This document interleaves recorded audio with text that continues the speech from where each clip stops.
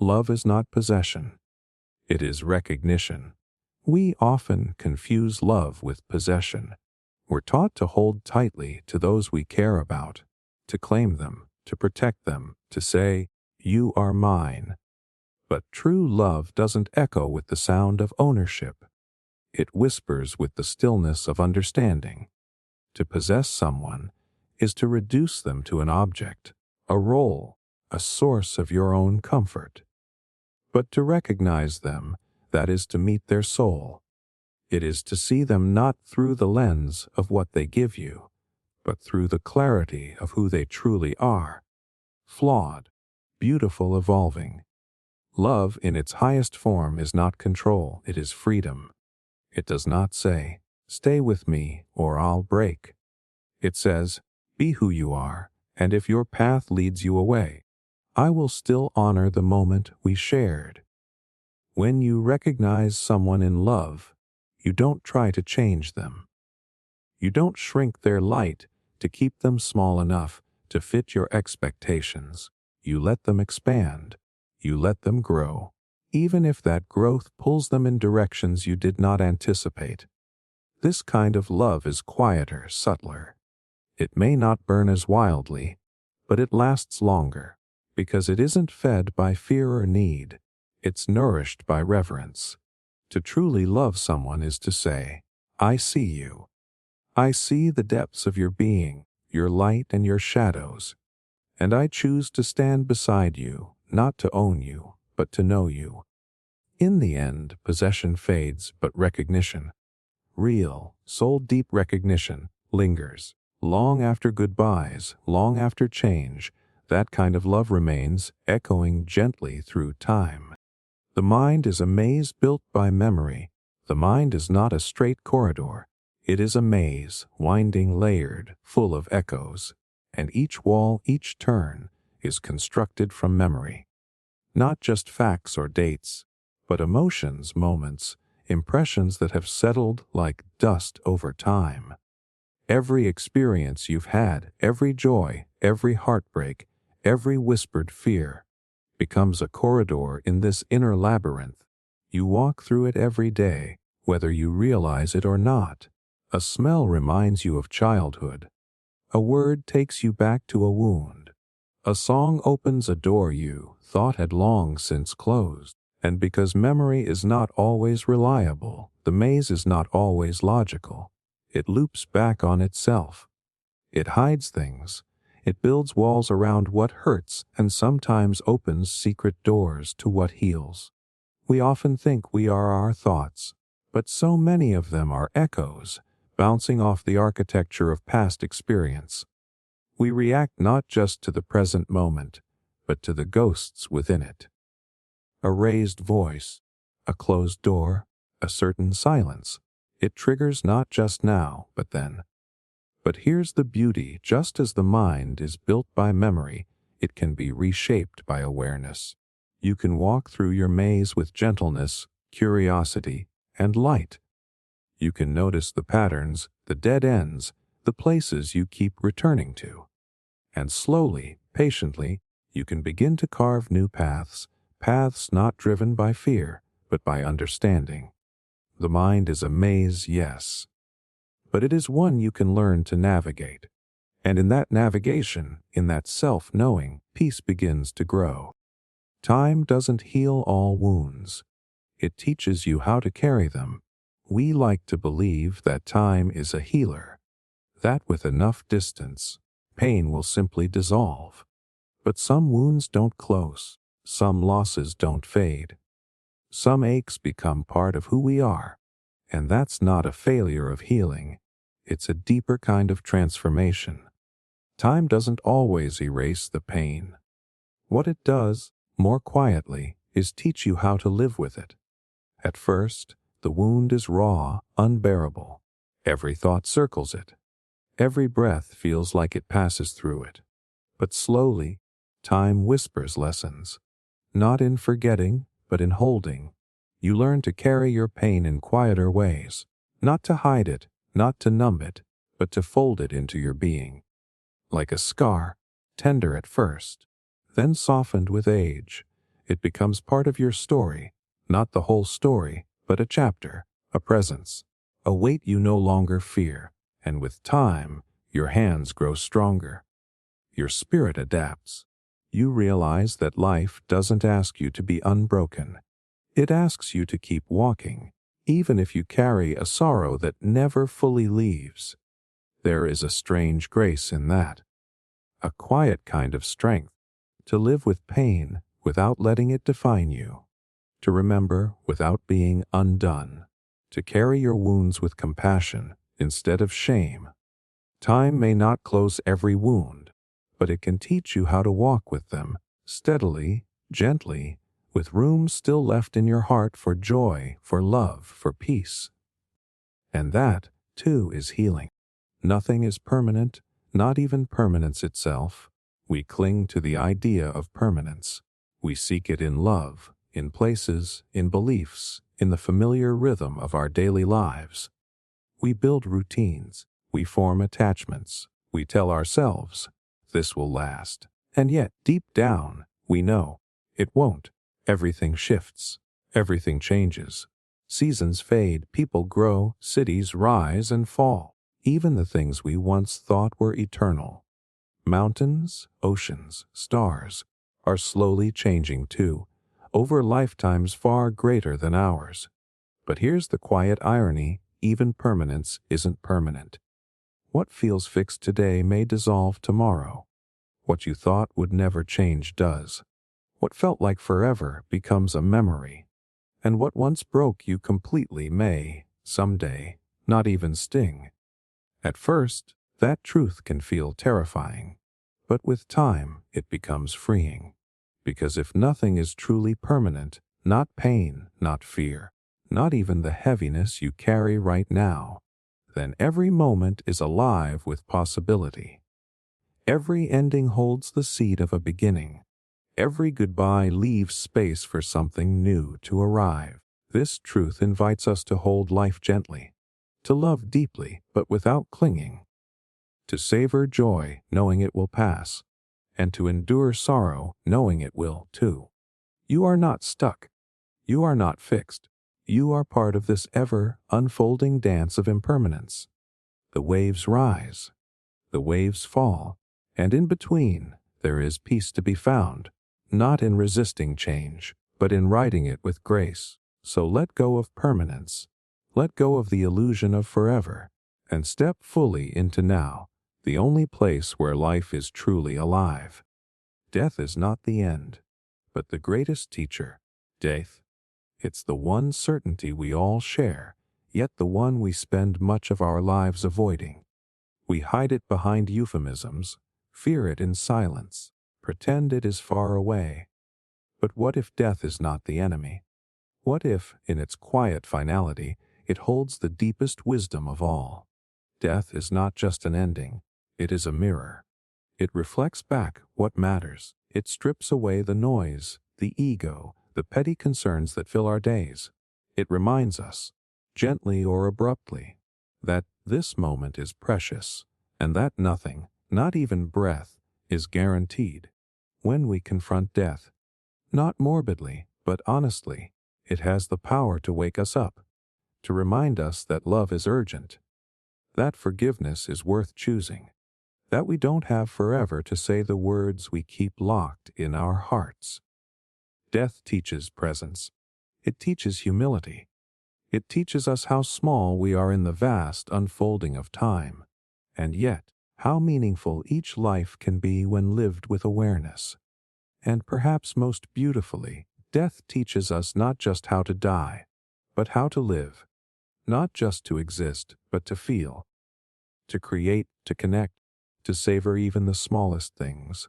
A warm hand, a soft breeze, a shared laugh. Because we know they won't last forever. In this way, death is not the end. It is the final punctuation in a sentence, yes, but the sentence still matters. The story still echoes. The love still lingers. So let us not fear death, but listen to it. Learn from it. Let it shape the way we live, not in dread, but in deep appreciation.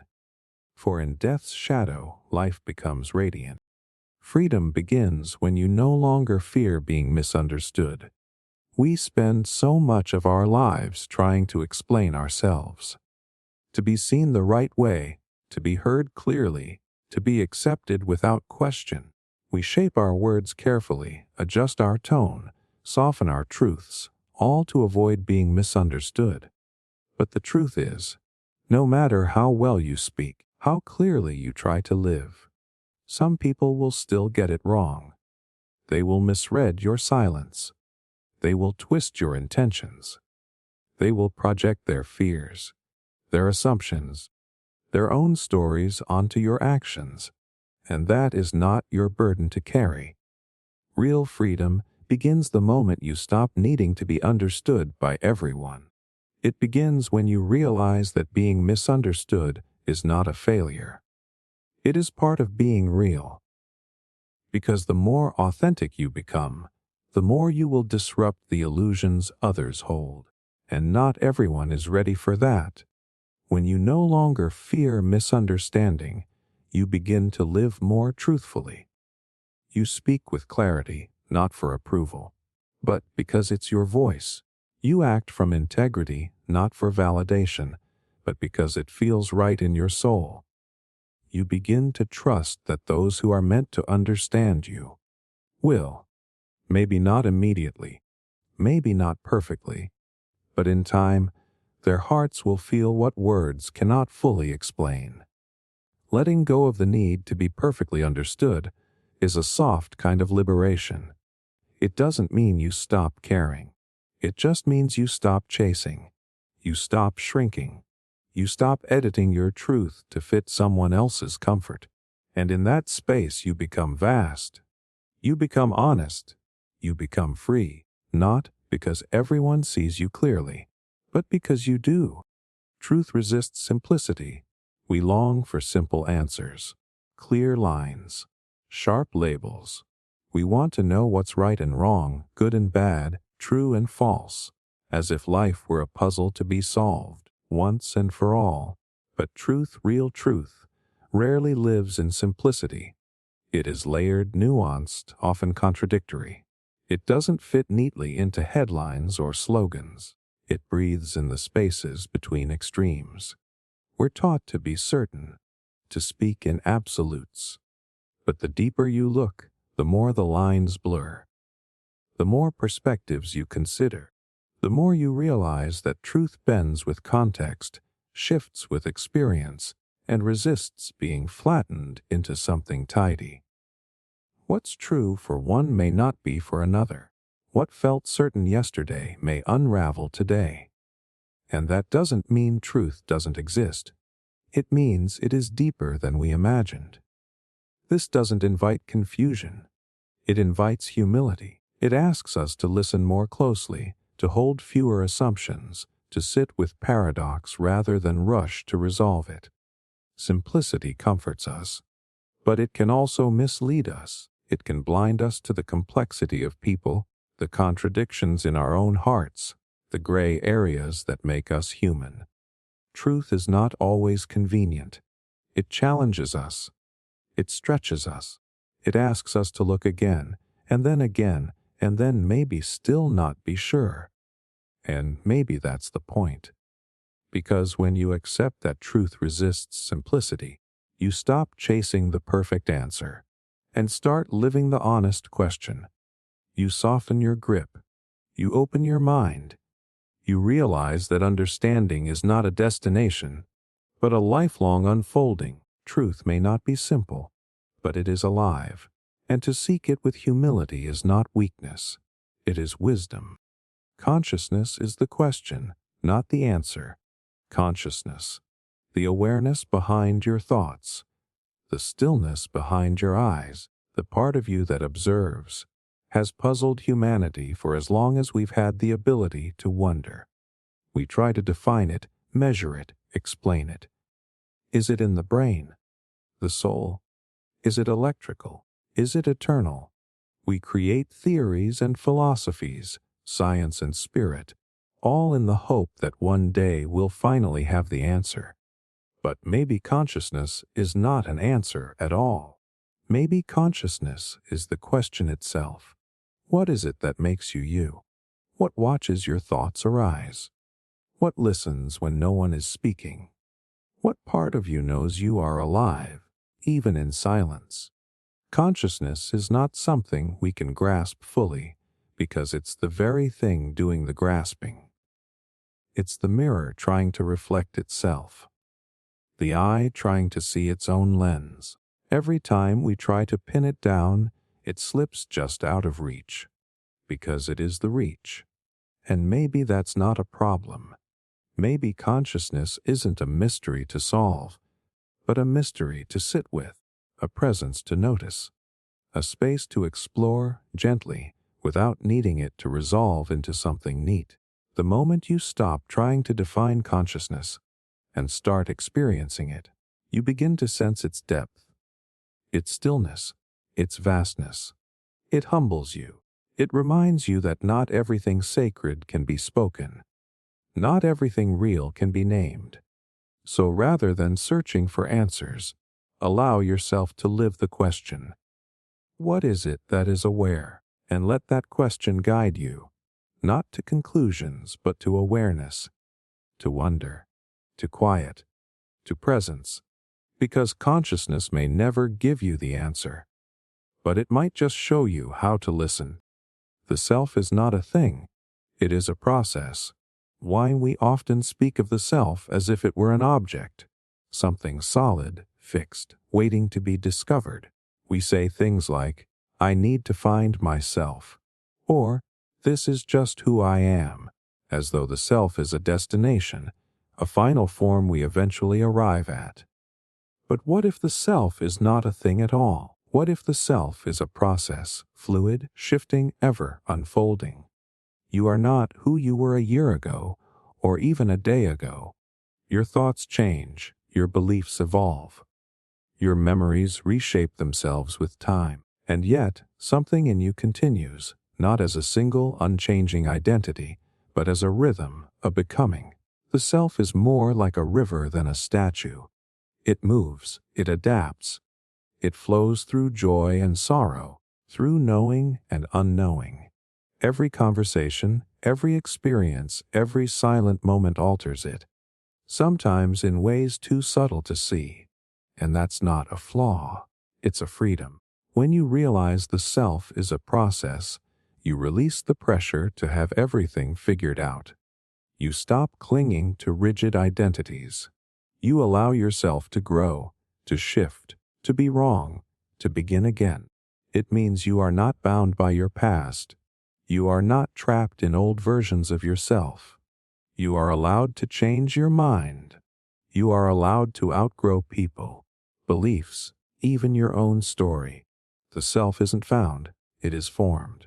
Moment by moment, choice by choice, breath by breath. So instead of asking, who am I? Ask, what am I becoming? And let that becoming be tender, conscious, and full of grace. Because you are not a thing to be solved. You are a life to be lived. Beauty often hides in what the world overlooks. We live in a world that celebrates the obvious, the loud, the polished, the praised. Beauty is often packaged, marketed, placed in bright lights and perfect frames. But real beauty, the kind that touches something deep within you, rarely announces itself. It hides in the overlooked, the quiet, the forgotten.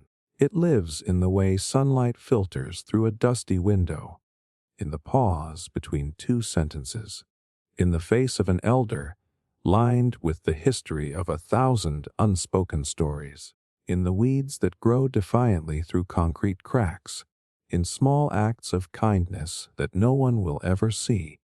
The world rushes past these things, but if you slow down, if you look, truly look, you'll find beauty everywhere. It isn't always clean or symmetrical. Sometimes it's messy, sometimes it's worn, sometimes it's broken. But there's a softness in the imperfect, a grace in the unnoticed, a sacredness in what others ignore. When you start to notice this hidden beauty, Your entire relationship with the world shifts. You begin to see that value is not always where status lies.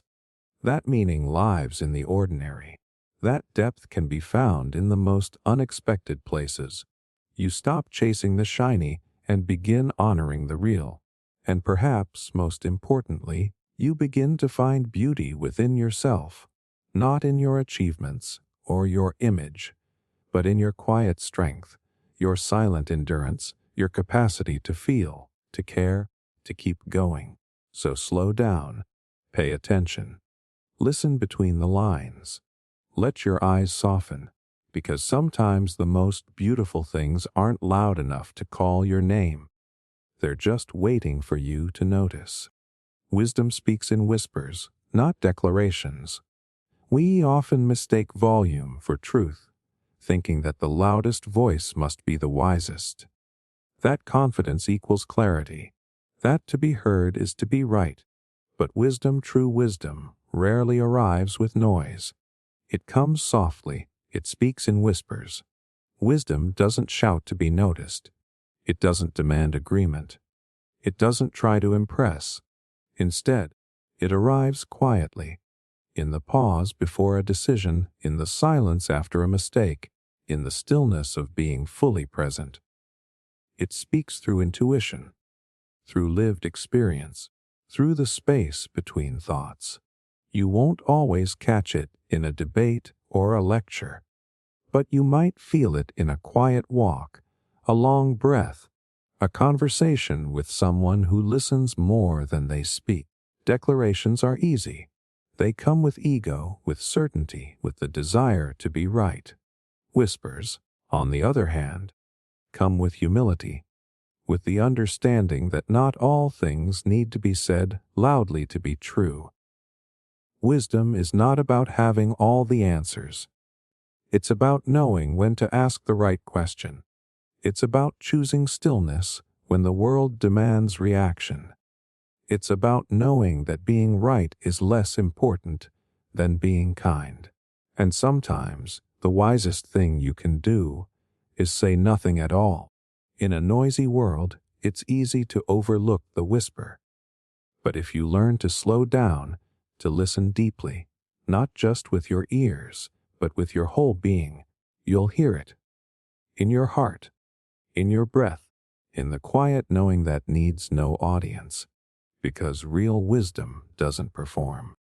You are not your thoughts, but the space in which they appear. Thoughts come and go like clouds drifting across a sky. Some are bright, some are heavy, some move quickly, and others linger. And often, we believe we are those clouds, that every thought we have defines us, labels us, becomes part of our identity. But you are not your thoughts. You are the sky they pass through. There is a part of you that notices the thinking, a quiet, vast awareness behind the words, judgments, memories, and daydreams. That still presence doesn't change when your thoughts change. It simply observes. This is the deepest truth of mindfulness and awareness, that you are not the storm. You are not the story. You are the space in which the storm rolls, the story unfolds, and eventually fades. Thoughts can be loud, they can be convincing, but they are not permanent and they are not always true. Some arise from fear, some from habit, some from the past trying to replay itself. And yet, beneath all of it, you remain, untouched, aware, still. When you begin to see thoughts as passing visitors, not permanent residents, you gain freedom. You no longer have to react to every thought, believe every fear, or follow every internal narrative. You can simply notice and let it go. This awareness doesn't erase your humanity. It deepens it. It gives you space to choose, to respond instead of react, to breathe instead of spiral. So next time your mind is loud, remind yourself gently, I am not this thought. I am the one who sees it. You are not the noise. You are the silence beneath it. And in that silence, there is peace. Morality begins where comfort ends. It's easy to be good when it costs us nothing, when kindness is convenient, when justice requires no sacrifice, when compassion fits neatly into our schedules. We feel moral without discomfort. But true morality, the kind that matters, that shapes the world, often begins precisely where comfort ends. It begins when we must speak up, even if our voice shakes, when we choose what's right over what's easy, when we feel the tension of acting on principle, knowing it may not serve our interests. Real morality isn't measured by how we treat people who agree with us. It's revealed in how we treat those we don't understand or even fear. It asks us to face our biases, to examine the systems we benefit from, to stand beside the vulnerable, even when it would be easier to look away. Comfort is seductive. It tells us to stay quiet, to stay small, to preserve our place. But morality calls us into something deeper, a willingness to be uncomfortable for the sake of others, to feel the weight of injustice and not turn away, to take responsibility, even when we weren't the cause. This is not about guilt, it's about growth, because every time we step beyond our comfort for the sake of truth, fairness, or empathy, we expand. We become more human, and sometimes the most moral thing you can do is to sit with discomfort, to let it teach you, to let it move you, to ask, what would I do if I weren't afraid? And then to begin. The path of morality may not be easy, but it is honest, it is real, and it's worth walking, even barefoot, even uphill, if it leads us closer to justice, to compassion, to love. Dreams are rehearsals for the lives we haven't lived yet.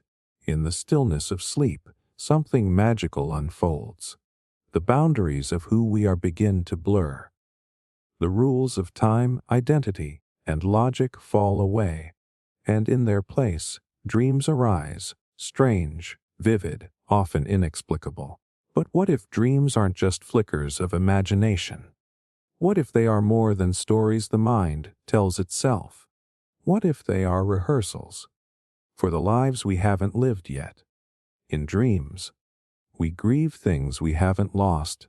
We love people we've never met. We find ourselves in places we've never been. Emotions rise that we don't yet understand. Scenarios unfold that we couldn't have imagined in waking life. And yet they feel real. Perhaps dreams allow us to touch fragments of possibility, alternate paths, unlived desires, hidden fears, future selves. They let us practice courage, sorrow, intimacy, risk, in a space untouched by consequence. They whisper, what if? What if you chose differently? What if you let go? What if you leapt instead of hesitated? Dreams don't always make sense, and they don't have to. Their wisdom is not in logic, but in feeling. They offer emotional rehearsals, soft trials of lives not yet chosen, stories not yet written, truths not yet spoken. And sometimes, in waking life, we feel déjà vu, not because we've lived the moment before, but because we dreamed it. We felt it. We tried it on in the quiet theater of our unconscious mind. So don't dismiss your dreams as random noise. Listen to them. Reflect on them. They may be revealing something your waking self hasn't yet dared to face, or hopes one day to find, because inside every dream is a seed. And with enough courage, that seed can grow into something real, a life unlived, waiting, rehearsed, and ready. Suffering deepens the soul's capacity for depth. We try to avoid suffering. Naturally, we recoil from pain, physical, emotional, spiritual. We search for comfort, for ease, for peace. And yet, when we look back, it's often through our suffering that we've grown the most. Because suffering doesn't just wound, it carves. It hollows out spaces in us we didn't know existed. It stretches the soul, widens the heart, softens the edges of our certainty. In suffering, we are broken open, and through that opening, something deeper can enter. Grief teaches us presence. Loneliness teaches us longing. Failure teaches us humility. And through all of it, our inner world becomes more expansive, more tender, more real. Those who have suffered deeply often carry a certain quietness, a gentleness not born of weakness, but of knowing. They've sat with pain and not turned away. They've learned to breathe through what once felt unbearable. And in doing so, they've become more fully human. Suffering does not make us better. It's not something to romanticize, but when we meet it with awareness, it can awaken us. It can strip away illusion, show us what truly matters, and deepen our capacity for compassion, not just for others, but for ourselves. The soul, like the ocean, becomes more profound the deeper you go, and suffering, while never asked for, often becomes the descent, the dark night before the quiet dawn. So if you are suffering now, know this: it is not a punishment, it is a passage. And though it hurts, you are not being undone, you are being reshaped. You are growing roots, you are making room. And one day, you may find that your deepest pain became the very soil from which your strength, your wisdom, your kindness began to bloom. Every choice is a mirror reflecting your becoming. Every day, you make choices, some loud, some quiet, some deliberate, others instinctive. And often, they pass unnoticed, small decisions in a busy world. But each choice is more than an action.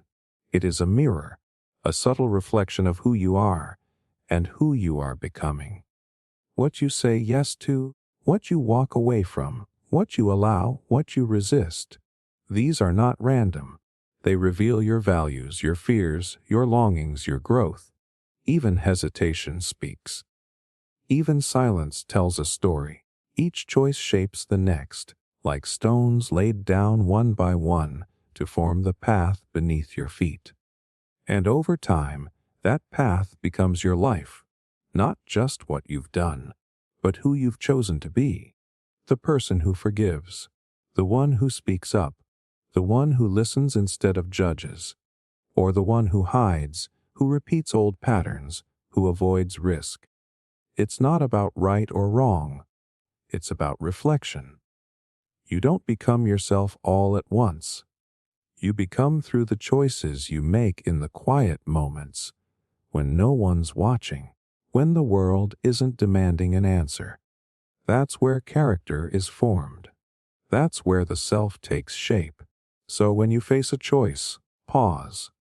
Ask yourself, what is this decision showing me about who I am right now? And perhaps more importantly, who am I willing to become through it?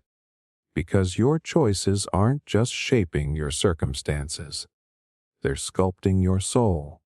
And in the reflection they cast, you can see the outline of your becoming, softly, steadily, beautifully unfolding. Nature doesn't argue. She just is. Look at a tree. It doesn't try to justify its height or prove its worth. It simply grows. Slowly, silently, steadily, it reaches for the light, sinks roots into the earth, and allows the seasons to shape it without complaint. Nature doesn't argue. She doesn't defend her choices, explain her beauty, or apologize for her wildness. She just is. The river does not compete with the mountain. The wind does not debate the rain. The moon doesn't shout for attention. It simply rises, and the world notices. In nature, there is no anxiety about being enough, no need for validation, no pressure to perform. Everything belongs exactly as it is. The crooked branch, the imperfect leaf, the storm that interrupts the calm, all of it is part of the whole. And perhaps nature is reminding us of something we've forgotten, that we, too, are allowed to be, to exist without constantly explaining ourselves, to grow without needing permission, to feel without needing to justify those feelings, to walk through life like the forest does, with quiet confidence, rooted presence, and the wisdom to bend, not break. We live in a world that loves to argue. That teaches us to defend, compare, define. But the earth whispers a different truth. Peace is not found in the noise. It's found in the stillness beneath it. You don't need to win every debate. You don't need to be understood by everyone. You don't need to prove your worth, like the sky, the sea, the stone. You are enough in your being. So let nature remind you existence is not an argument. It is a presence, a rhythm, a truth that needs no words. Reality is not what is seen, but what is never questioned. But we like to believe that reality is what we see with our eyes, what we can touch, measure, name. But sight can be deceiving. Perception is shaped by expectation, and often what we see is only what we've been taught to see. The deeper reality is usually hidden in plain sight. It lives in the assumptions we never think to examine, the beliefs we inherited without asking, the systems we navigate without noticing, the rules we follow without remembering when or why they were made. Real power, real influence, real reality often hides not in what is visible, but in what is unquestioned. We rarely question gravity, the passage of time, or the meaning of money. We accept roles, traditions, and titles as if they are fixed truths. But what if reality isn't a fixed stage, but a story we've agreed to perform? And if that's the case, what happens when we begin to ask, when we pause and ask, why do I believe this? Who told me this was true? What am I assuming without even realizing it? That's where awakening begins. Not in seeing more, but in seeing differently. In noticing the water you've been swimming in all along. To question reality is not to reject it, but to deepen it. To peel back the surface and ask, what is real beneath what I've been told is real? Some truths are invisible, not because they are far away, but because they are too close, like your own breath.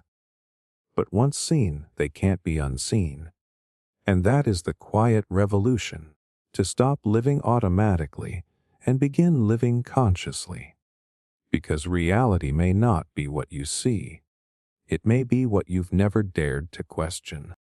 Solitude is not the absence of others, but the presence of yourself. We often confuse solitude with loneliness. We think being alone means being empty, that without others, something is missing. But solitude is not a void. It's not the absence of others, it's the presence of yourself. True solitude is a quiet homecoming, a return to the inner space we often neglect, a place where you're no longer performing, no longer adapting, no longer trying to be understood, just being. When you're alone, you begin to hear the subtle voice beneath all the noise, the one that speaks in feelings, in instincts, in breath. It's the voice of your deeper self, the one drowned out by distraction, comparison, conversation. And in that space, you're not disconnected, you're rediscovered. Solitude invites you to sit with your thoughts without running from them, to feel your emotions without filtering them, to ask yourself not what the world wants from you, but what your soul longs for. At first, solitude can feel uncomfortable. We're so used to filling silence with sound, space with people, stillness with movement. But if you stay, if you breathe into that quiet, you'll find that solitude is not empty, it's alive. You'll start to notice the richness of your inner world, the simplicity of a thought, the beauty of a memory, the clarity of your own heartbeat.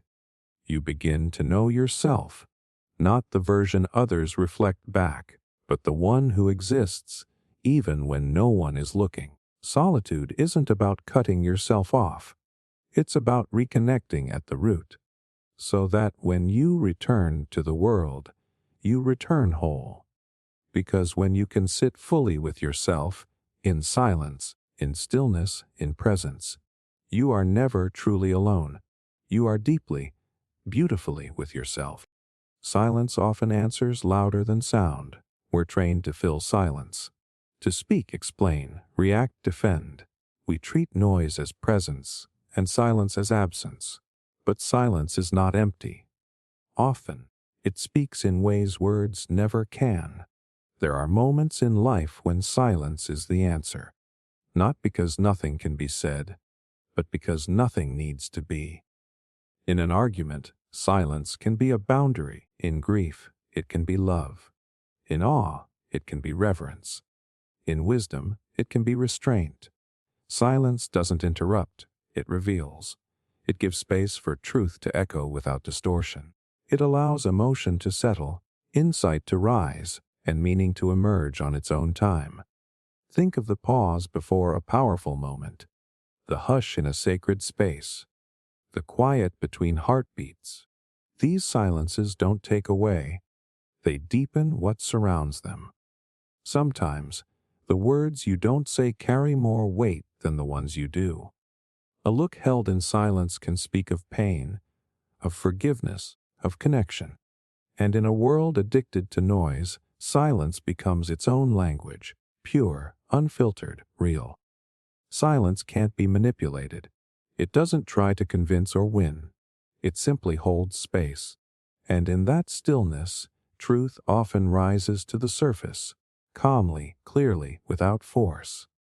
When you stop filling every moment with sound, you begin to listen differently. Not just to others, but to yourself, to your breath, to your body, to the quiet knowing that lives beneath the chatter of the mind.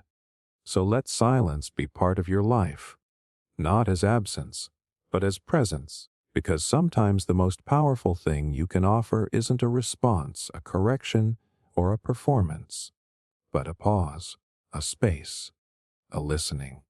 And in that space, everything that truly matters can finally be heard. Hope is the refusal to accept finality. Hope is not naive. It is not blind optimism or the denial of pain. Hope is fierce. It is quiet courage, a refusal, not to see reality as it is, but to believe that what is now is not all that will ever be. At its core, hope is the rejection of finality. It's the deep inner knowing that no ending is truly the end. That change is always possible. That even in the darkest night, something still stirs beneath the surface. Life will try to tell you otherwise. There will be closed doors, abrupt losses, dreams that seem to dissolve before they've even begun.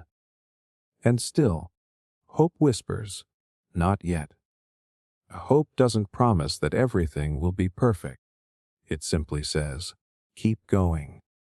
It's found in the seed that pushes through concrete, in the voice that rises after silence, in the heart that dares to love again after breaking. To hope is to resist the voice that says, this is how it will always be. It is to say, maybe not. To say, I don't know what comes next, but I haven't given up on the possibility that it could be beautiful. Hope doesn't need guarantees. It survives without certainty. It lives in the smallest acts. A breath taken, a step forward, a hand held, a promise to try again tomorrow. It's not weakness, it's strength. Because in a world that so often gives us reasons to close, to settle, to surrender, hope is the act of staying open. So when things feel final, remember the story is still being written. And hope is the pen that keeps moving. To seek truth is to accept being uncomfortable. The truth is not always comforting. It doesn't always come wrapped in beauty or ease. Sometimes it arrives like a storm, unsettling, uninvited, and undeniable. To seek truth is to step into the unknown, to peel back layers of illusion, ego, and expectation. It's to ask hard questions and to sit with the answers. even when they don't match the life you've built or the beliefs you've inherited. Truth is not polite.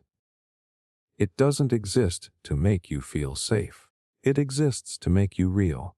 And that's why truth and comfort rarely walk together. Because comfort wants you to stay as you are. It says, don't look too closely. Don't ask too much. But truth invites you to evolve. It whispers, there's more. But it will cost you. It might cost your certainty, your pride, your position, sometimes even your belonging. But in return, you gain something far more precious: clarity, integrity, alignment with what is, not just what you wish to be. Discomfort is not a sign you've gone wrong. It's often a sign that something false is being revealed. It's the friction between what you've believed and what you're beginning to see. And only by walking through that discomfort can you arrive at something authentic. Truth doesn't always soothe, but it always liberates. It strips away what's false so something more honest can take root. So when the truth shakes you, don't run, don't numb it, don't rush to fix it. Sit with it. Let it work on you. Let it deepen you. Because to seek truth is to trade comfort for awakening. And while awakening is never easy, it is always worth it. Meaning is not found. It is made. We search for meaning as though it's a treasure buried beneath the surface of life, waiting to be discovered, handed to us by fate, purpose, or some divine sign. But meaning doesn't lie hidden in the world. It lives in you. It is not found. It is made. We want meaning to arrive fully formed. But the truth is, we shape it through how we live, how we love, how we choose to respond to what life gives us. Two people can live the same moment. One sees emptiness, the other finds depth. Not because the moment changed, but because the meaning they gave it did. Meaning is not out there, fixed in the stars or written in stone. It is born in the small acts of attention, in the way you choose to show up, in the stories you tell yourself, and the values you embody when no one's watching. It's in the way you make peace with your past, the way you offer kindness when it's not required, the way you decide that this, whatever this is, matters, because you decided it does. Yes, some days will feel directionless. You'll wonder if anything means anything. But even in that wondering, something sacred is forming. A new layer of meaning, born not from certainty, but from the courage to care anyway. You are the artist, not the observer. Life is not a riddle to solve. It's a canvas to create. So don't wait for the universe to deliver a revelation. Look at your hands. Look at your choices. Look at how you love. That's where meaning lies. Not in what you find, but in what you make. Ethics is what you do when no one is watching. It's easy to appear virtuous when eyes are on you, when applause is possible or judgment is near. But true ethics begins in the quiet, in the unseen, in the moments when no one else will know but you.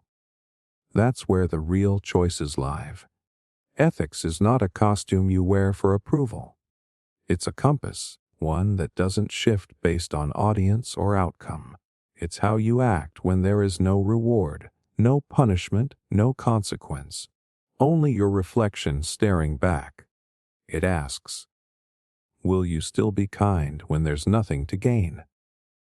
Will you still be honest when lying would be easier?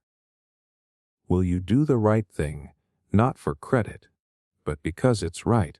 This is the integrity that lives in shadows, not to hide, but to remain untouched by performance. Because morality on display can be rehearsed, but morality in solitude that is real. And that's where character is forged, not in grand gestures, but in the subtle choices that shape who you become. Whether it's how you speak to someone who can do nothing for you, or the decision to correct a mistake that no one noticed, or the restraint you show when vengeance would be easy. These moments matter, not because someone else sees, but because you do. And over time, those choices become the quiet architecture of your soul. They determine whether you live in alignment or in internal conflict, whether you trust yourself in the silence or fear what the silence reveals.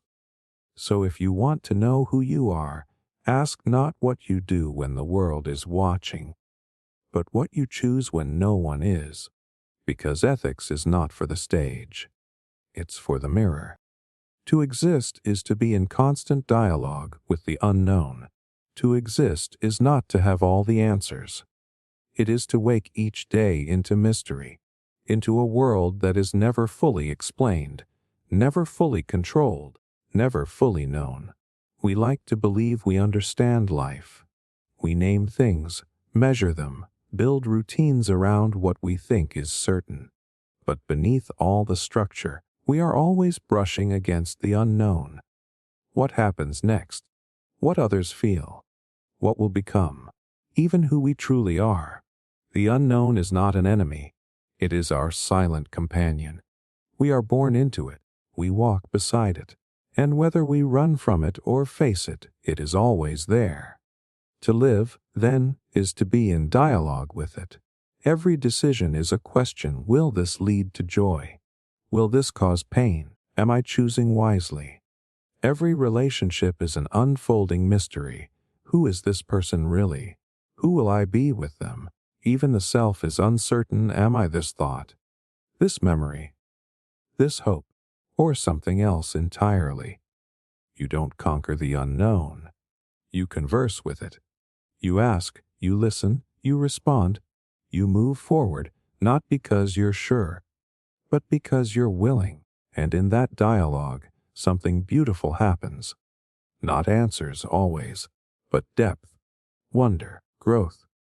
The willingness to step into darkness and let it shape your understanding of the light. We fear uncertainty, but it is the very ground of possibility. Without the unknown, there is no discovery, no change, no surprise, no becoming. So breathe. Take the next step, even if it trembles. To exist is not to solve the mystery of life. It is to speak with it, to listen, to respond, to keep going. And in that conversation, we slowly become more human. A thought unanswered is not a thought undone. Not every thought needs a solution. Not every question demands a final answer. Some thoughts are not puzzles to solve, but mirrors, reflections of something deeper. In a world obsessed with resolution, we often feel uneasy when a thought lingers, when it hangs in the air, incomplete, when no conclusion arrives to tie it up in certainty. But a thought left unanswered is not a thought left behind. It's simply a thought that continues to live, a thought that resists being boxed in and instead opens space for reflection, for growth, for mystery. Think of the moments when a question came to you in silence. What does this mean? Why did it happen? What do I truly want? And instead of rushing toward a solution, you let it breathe, you let it settle, you let it be. In doing so, you honored the thought, not by forcing it closed, but by keeping it alive. Some of the most important ideas in your life will never be resolved. They will accompany you, quietly shaping your choices, your worldview, your becoming.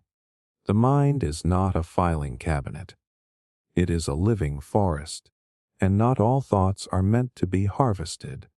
Some are meant to grow wild, to drift through seasons, to deepen your roots in uncertainty. Unanswered thoughts are not failures. They are invitations. They ask you to trust your mind not only as a place of logic, but as a space of wonder. So the next time a thought arises and refuses to be concluded, don't fight it. Don't fear it. Welcome it. Let it live alongside you. Because some truths aren't meant to be solved. They're meant to be carried. The soul remembers what the mind forgets. Memory fades. Names disappear. Faces blur. Whole seasons of our lives grow soft at the edges, like dreams slipping through fingers at dawn. The mind, for all its brilliance, is fragile, easily distracted, easily overwhelmed. It stores facts and dates and instructions, but meaning that lives somewhere deeper. The soul remembers what the mind forgets. It remembers the way a moment felt, even if the details are gone. It remembers the presence of love, the ache of loss, the stillness of awe, the warmth of a voice long silenced, the weight of a goodbye you never fully said. You may not recall the words exchanged during a life-changing conversation, but your soul remembers the shift it caused within you. The before, the after, the invisible thread that was woven between hearts. The soul doesn't remember in sentences. It remembers in sensations, in intuitions, in the quiet pull toward something you can't explain. When a place feels like home without reason, or a person feels familiar on the first hello, there is wisdom in you older than your experiences. A knowing that doesn't come from study, but from being. You've carried it through heartbreak and healing, through joy and silence. Sometimes you'll feel lost, as if you've forgotten something essential. That's when the soul stirs, offering not answers, but direction, a sense, a deep, quiet yes. The soul is not loud, but it is faithful. So trust that even when your mind falters, you are not empty. Something in you still remembers, still recognizes, still holds on, because the soul is the keeper of truths too vast for thought, and too vital to ever be forgotten. You don't find yourself. You create yourself. We're often told to find ourselves, as if who we are is hiding somewhere, buried under years or tucked away in a far-off place, just waiting to be discovered. But the truth is harder and far more liberating. You don't find yourself. You create yourself. You are not a fixed identity waiting to be uncovered like a fossil. You are a becoming, a constant unfolding. Each choice, each belief you challenge, each boundary you set or break shapes the person you're becoming. You are built, not born, into who you are. This means you are not trapped by your past, not confined by who you were taught to be. You are not your trauma, your titles, your achievements, or your failures. You are the author of your becoming. It's not a one-time revelation, but a lifelong practice. Sometimes painful, often messy, always sacred. Creation asks effort, responsibility, imagination. It means looking at your life and asking, who am I when no one's watching? What do I stand for? What kind of world do I want to help build? Some days, you'll feel lost. That's okay. Getting lost is part of creating a new path. You'll try on identities, shade old versions of yourself, reconstruct beliefs, rebuild from brokenness, and slowly, through choices, actions, and values, you'll shape something beautiful. You. So don't wait for someone to show you who you are. Don't wait for permission. There is no hidden map, no final version of yourself to uncover. There's just this moment, and your courage to shape it, to live as art in progress, to create yourself not once but again and again. The more you know, the less you need certainty. At first, knowledge feels like clarity. You learn something new, and the world sharpens. Things begin to make sense. Answers come easily, and certainty feels like power. But keep going, deeper, wider, and something shifts. The more you know, the more you realize how vast the unknown truly is. Every answer opens more questions. Every truth reveals its limits. Every belief holds space for contradiction. And strangely, that's where wisdom begins. Because true knowing isn't about locking the world into fixed meanings. It's about being able to live gracefully in the space between, to hold complexity without fear, to look into the depths and say, I don't know for sure, and that's okay. A certainty is comforting, but it's also rigid. It closes doors, ends conversations, and leaves little room for wonder. Knowledge, on the other hand, expands. It softens your edges. It makes you less quick to judge, more curious to understand. The wise are not the loudest. They are the most open. They've learned that certainty is often a disguise for fear, a shield against ambiguity. But life is ambiguous. People are layered. Meaning is fluid. And the deeper you go, the more you understand that truth isn't always a solid ground beneath your feet sometimes. It's a sky you learn to fly through. So let go of the need to have it all figured out. Replace certainty with clarity. Replace conclusion with exploration. The more you know, not facts, but understanding, the more peace you find in not knowing everything. And in that space of unknowing, something new can grow. Not answers, but wisdom. Time expands in silence and contracts in noise. Have you noticed how time moves differently depending on your surroundings? In noise, when the world is loud, chaotic, and full of distractions, time rushes by. Hours vanish into scrolling, multitasking, background sounds, and constant stimulation. You're busy, but not always present. The moment slips through your fingers before you even realize it was there. But in silence, something else happens. Time stretches. A minute feels longer. A breath feels deeper. A single moment becomes wide enough to hold thought, feeling, even memory. In silence, you're not just passing through time. You're inside it, present, awake, still. Silence invites you to feel the moment rather than escape it. It slows you down, not to delay life, but to deepen your experience of it. In the quiet, you begin to notice what noise often hides, the subtle beating of your own heart, the way light rests on a wall, the quiet ache of something you've avoided thinking about. Time expands not because it changes, but because you do.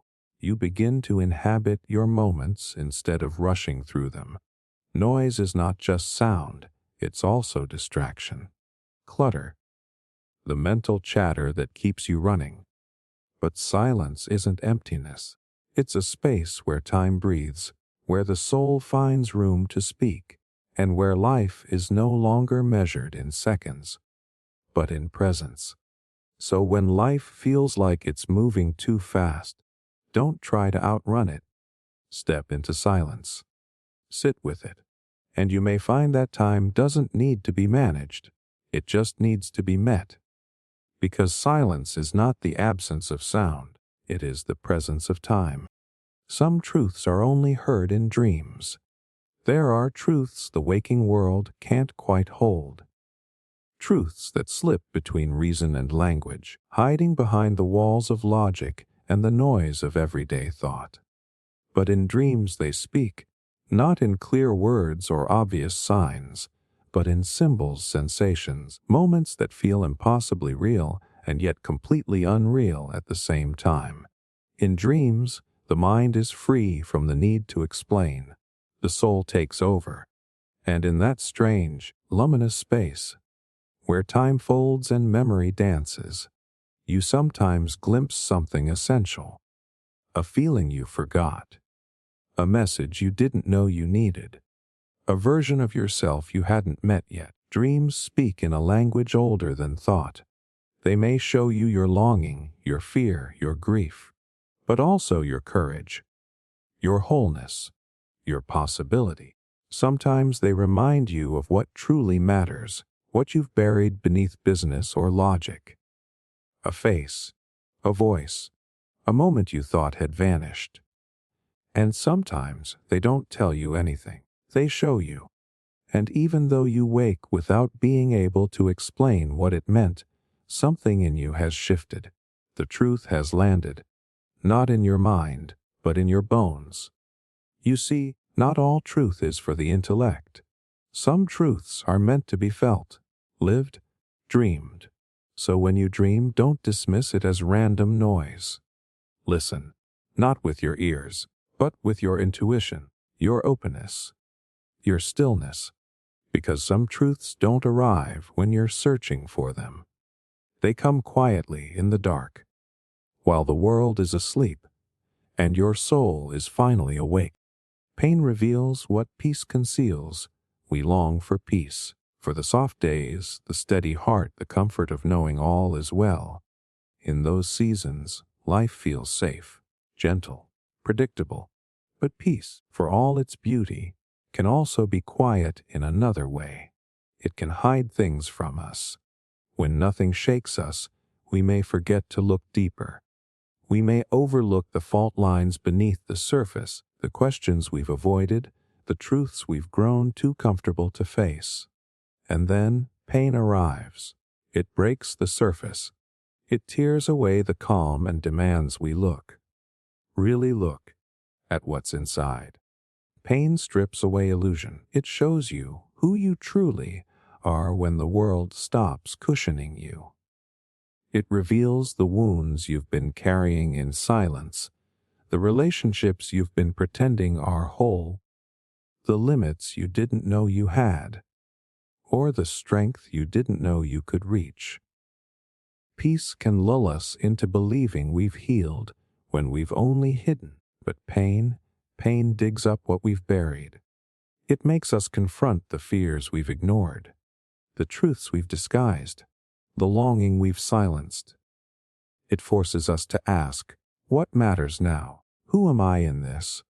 What will I carry forward? And what will I finally let go? And though we resist it, pain can be a teacher unlike any other.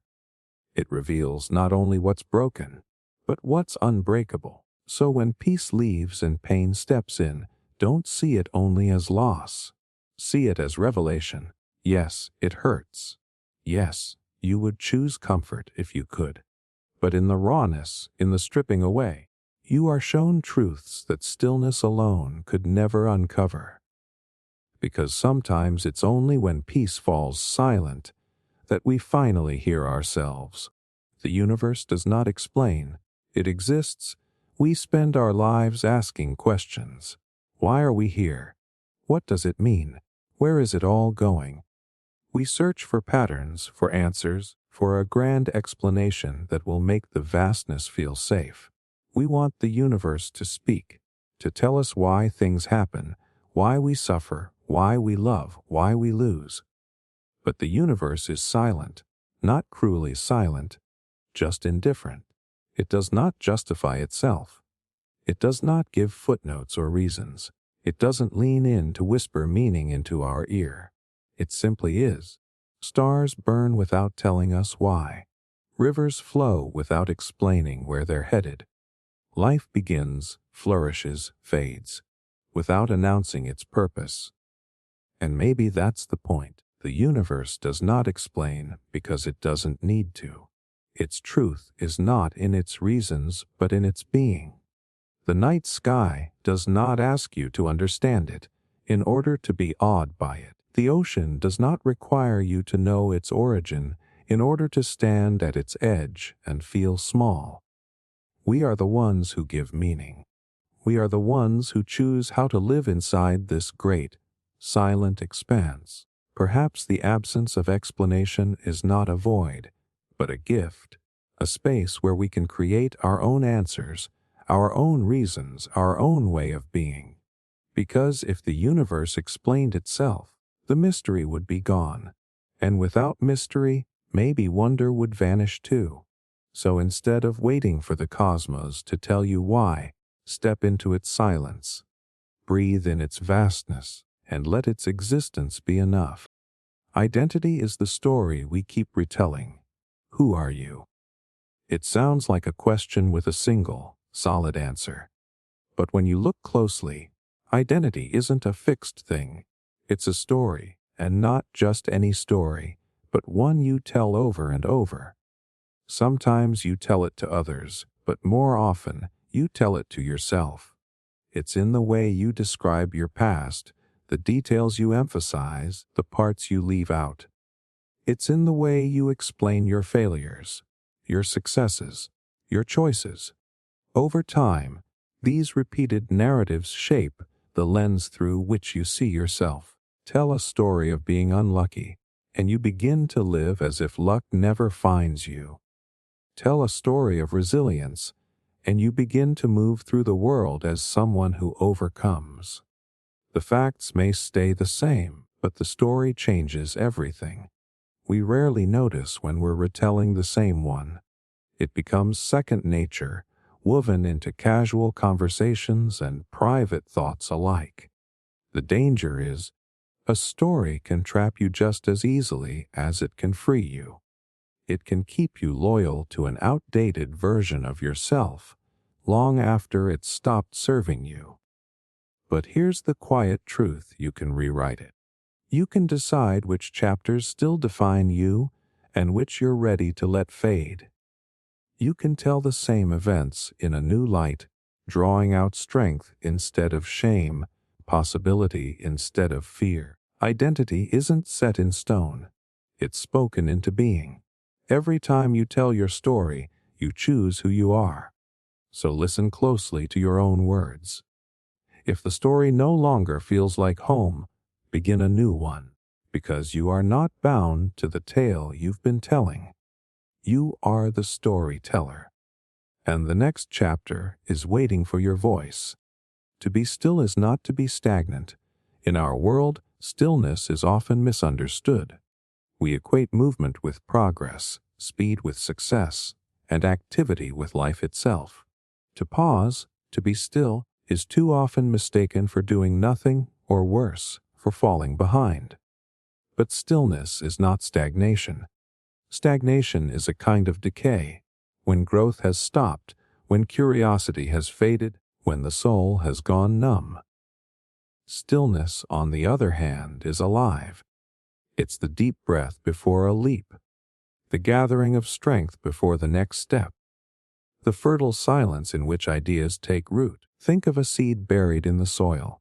For weeks, nothing seems to happen. No movement, no visible change. But beneath the surface, life is stirring. Roots are reaching. The beginnings of growth are quietly forming. Stillness is like that.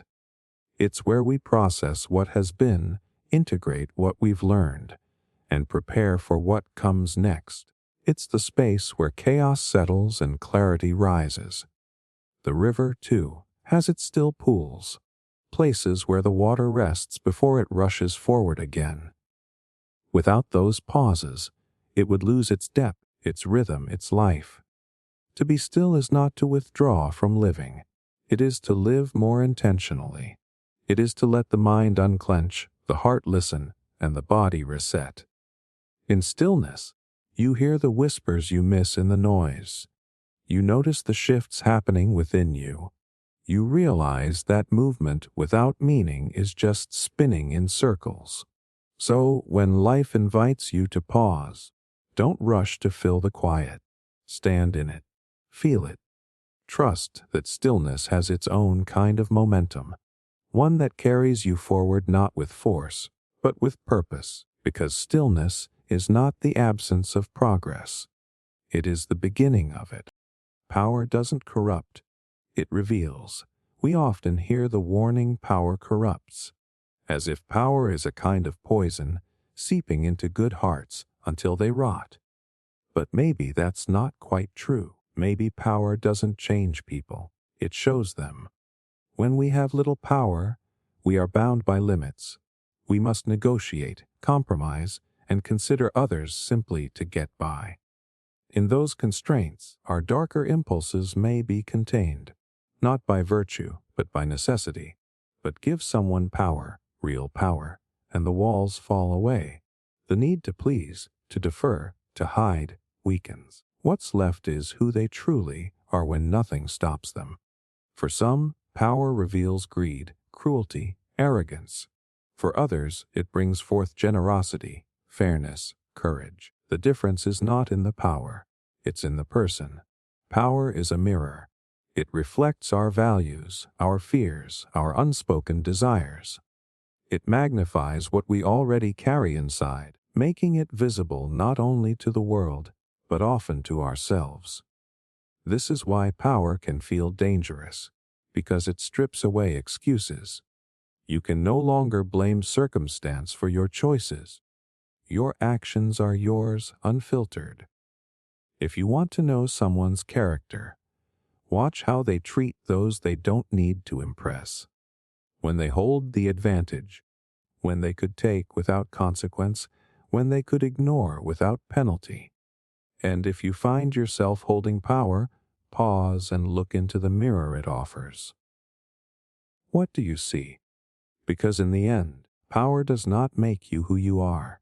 It simply turns up the light so the rest of us, and you, can see more clearly. Power doesn't corrupt, it reveals. The unknown is not an enemy, it's an invitation. From the time we're young, we're taught to seek certainty. We plan, we predict, we prepare. The unknown becomes something to avoid, a shadowy space where danger might hide. But the truth is, the unknown is not a threat. It's an opening. It is the unmarked trail that could lead to the most breathtaking view. The blank page that might hold your greatest story. The empty space in your life where something unexpected can grow. Fear paints the unknown as an enemy because it cannot be controlled. And yet, control is a fragile comfort. Life has always been more mystery than map. Every step forward is into something we cannot fully see. Think back to the turning points in your life. How many of them began with uncertainty? A new job, a move to a new city, a conversation you didn't plan to have, a yes or a no that changed everything. The unknown asks you to trust without proof, to walk without knowing where the road ends, to see not only the risks, but the possibilities waiting beyond your current horizon. It is in the unknown that we discover new strengths, new loves, new parts of ourselves. Without it, life would be static, a loop of what we already know, repeated until it loses all meaning. So instead of standing at the edge of uncertainty with dread, stand there with curiosity. Ask, what might this become? Who might I be on the other side of this? The unknown is not here to defeat you. It's here to call you forward, to remind you that life's most beautiful moments are often the ones you never saw coming. The unknown is not an enemy. It's an invitation, one that only you can accept. What you avoid defines you as much as what you chase. We often define ourselves by what we want, our dreams, our goals, the things we're willing to work for. We imagine that what we pursue is the clearest picture of who we are. But there is another, quieter truth: the things we avoid shape us just as much. Avoidance has its reasons. Sometimes it's protection, a boundary that keeps us safe. Sometimes it's fear, a shadow we don't want to face. And sometimes it's habit, patterns so ingrained we no longer question them. Think of the conversations you never have, the risks you never take, the opportunities you let pass by. Each one leaves a mark, carving the outline of the life you're living. Avoidance can be healthy. It can preserve energy, protect values, or shield us from harm. But it can also quietly limit us, keeping entire parts of life out of reach. If all we see is what we're running toward, we miss the shape of what we're running from. Imagine your life as a map.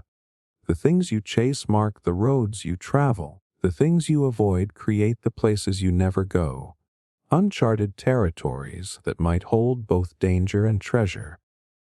To know yourself fully, you must look at both. Ask, what am I unwilling to face? What am I turning away from? And why? Is it truly protecting me? Or is it keeping me small? The things you avoid are not invisible. They define the edges of your world. And sometimes, walking toward even one of them, just once, can redraw the map entirely. Because your life is not only shaped by the dreams you run to, it is also shaped by the doors you refuse to open. Love is not a feeling. It's an action over time. We often speak of love as if it were a sudden spark, something that happens to us unplanned, unstoppable. And in the beginning, it can feel that way. Love can start as a rush, a warm flood of emotion that makes the world brighter. But feelings are weather. They change, shift, and sometimes fade. If love were only a feeling, it would disappear the moment life became hard, or ordinary, or complicated. Real love lives not in the intensity of a moment, but in the consistency of many moments, over days, months, years. It's in the choice to show up even when you're tired, in the patience to listen when you'd rather turn away, in the small acts that say I see you, I value you, I choose you again and again. Love is in remembering their favorite tea, in forgiving when it's easier to resent, in the quiet support when no one else is watching. This doesn't mean love loses its feeling, only that the feeling is sustained by the doing. The action is what protects the spark when storms come. Think of a garden. The first bloom is beautiful, but it's the tending, the watering, the weeding, the care through every season that makes it last. Love is much the same. It thrives not on grand declarations alone, but on the daily work of nurturing connection, trust, and kindness. When you understand this, love becomes less about finding the right moment and more about creating the right patterns, ones that can weather time. Because love is not just something you fall into, it is something you keep building, brick by brick, day by day, not just a feeling, an action, over time. Perception is the filter between reality and belief. Between what is and what we believe exists a quiet, invisible layer perception. Reality is vast, endless, full of countless details and truths, but our senses, our minds, our histories, they can't take in all of it. So perception steps in, acting as the filter. It decides what we notice, what we ignore, and how we interpret the rest. Two people can stand in the same room, witness the same event, and walk away with entirely different truths, not because reality has changed, but because their filters are different, shaped by memory, culture, mood, expectation, and desire. Perception is not reality itself, but it's the lens through which reality reaches us. And once filtered, it becomes the foundation for belief. If your perception filters for threat, the world will seem dangerous. If it filters for possibility, the world will feel full of doors waiting to open. Neither version is the whole truth, but both will feel true to the one who sees them. This is why beliefs can be so hard to change. They're built on years of filtered experiences, each one reinforcing the last. The challenge, and the invitation, is to notice the filter, to ask, what am I seeing? What am I missing? How might someone else see this differently?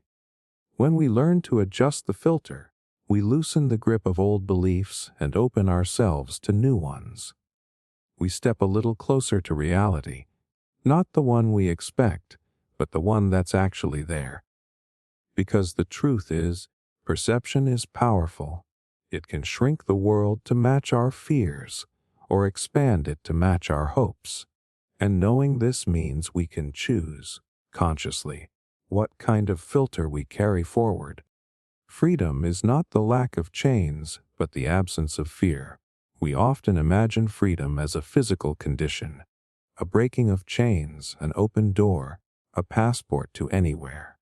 And yes, external constraints matter. But true freedom begins somewhere deeper, somewhere invisible in the mind and heart. You can remove the chains from someone's wrists, yet if fear still grips their thoughts, they will remain bound. Fear of rejection, fear of failure, fear of the unknown, fear of simply being who they are. Likewise, history is full of people who lived in conditions of great restriction, yet moved through life with an unshakable sense of inner liberty, because fear had no hold on them. Fear is the quiet jailer. It dictates what you attempt, what you speak, what you allow yourself to dream. It shrinks the horizon to the size of your comfort zone and convinces you it's the edge of the world. When fear loosens its grip, something remarkable happens. Your choices expand. You act not only because something is safe, but because it is right.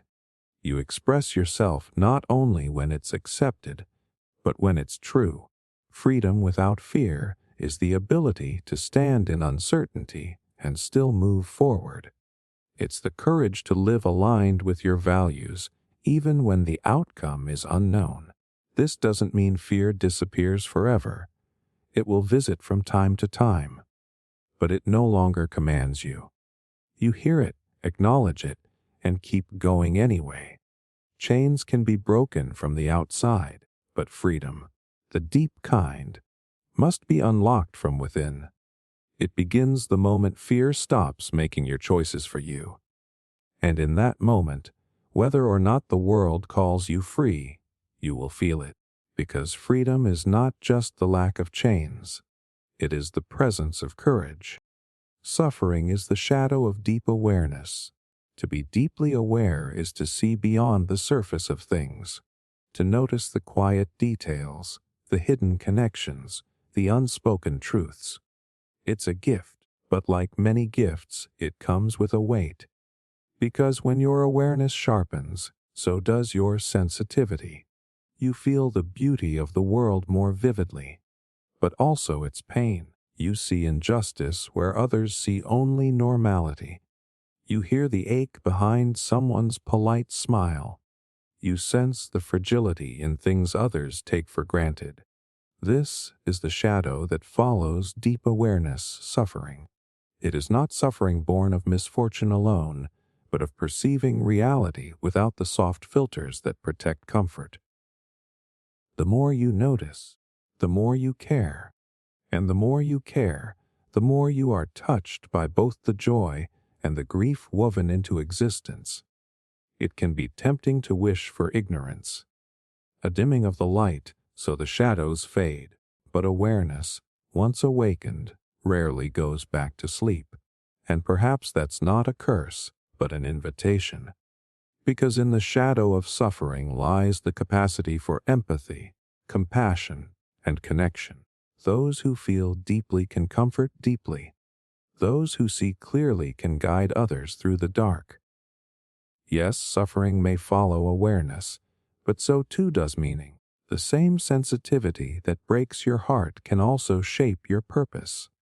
The shadow will always be there, but so will the light it comes from, the light of truly seeing. And maybe that is the quiet truth. We suffer not because the world is only broken, but because it is also beautiful. And we are awake enough to know the difference. The most dangerous lies are the ones you tell yourself. We tend to think of lies as something that comes from others, false words meant to deceive us. Those can hurt, yes, but the most dangerous lies don't come from outside. They come from within. A lie from another person can be exposed by evidence, by time, by perspective. But a lie you tell yourself, that one hides in the very lens you see through. It feels like truth because it's woven into your thinking, your identity, your story. These self-lies are subtle. They sound like, "I'm fine," when you're breaking inside. "I could never do that," when fear is the only thing stopping you. "This is just the way I am," when you're afraid to grow. Some self-lies are built for survival. They protect you from pain you're not ready to face. Others are built from repetition, beliefs absorbed long ago that you never thought to question. The danger is that these lies don't just distort how you see the world. They shape what you believe is possible. They can keep you in relationships that hurt you, in jobs that diminish you, in versions of yourself that are too small for who you could be. The hardest part is recognizing them, because they don't announce themselves as falsehoods. They whisper in your own voice, carrying the weight of familiarity. Breaking free requires courage, the willingness to pause and ask, is this actually true? Or is it just what I've always told myself? When you catch a self-lie, it can feel like the ground shifts beneath you. But on the other side is something liberating, the chance to build your life on truths you've chosen, not on illusions you've inherited. The lies you tell yourself may be the most dangerous, but the truths you find beneath them, they are the most powerful. You become what you contemplate. What you give your mind to is not neutral. Every thought you dwell on, every idea you revisit, every image you hold close, these are not passing moments. They are seeds. The mind is not just a mirror that reflects the world. It is a garden that grows whatever you plant in it. And what you contemplate most becomes the landscape of your inner life. If you fix your attention on resentment, bitterness will quietly take root. If you turn over fears again and again, your mind will shape itself to live inside those fears. But if you dwell on kindness, on beauty, on possibility, those two will begin to define you. Contemplation shapes identity because it directs not just what you think, but how you see. A mind steeped in cynicism will find proof for it everywhere. A mind steeped in gratitude will find reasons to be grateful even in hardship. This isn't magic, it's the way human attention works. We become fluent in what we practice. We start to resemble the things we spend time with, even if those things exist only in thought. This is why it matters to notice where your contemplation lives. Are you feeding the part of yourself you want to grow? Or are you rehearsing the person you'd rather not become? Changing what you contemplate doesn't happen overnight, but it begins with choice.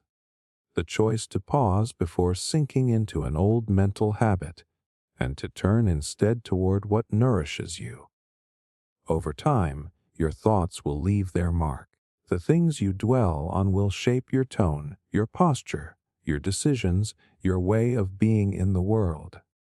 Because in the quiet, daily act of contemplation, you are not just thinking, you are becoming. The silence between words carries more meaning than the words themselves.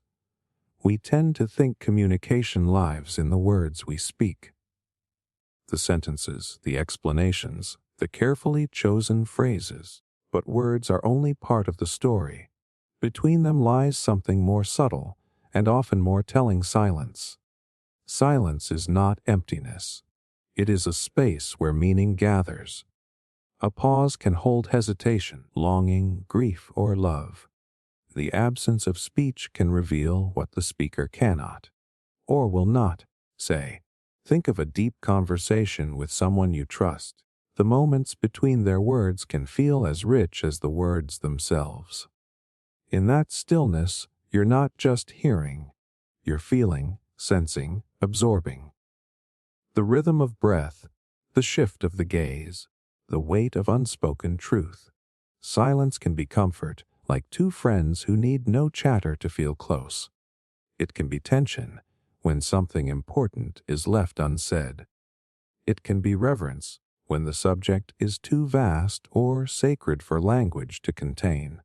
We are often uncomfortable with these gaps, rushing to fill them with sound.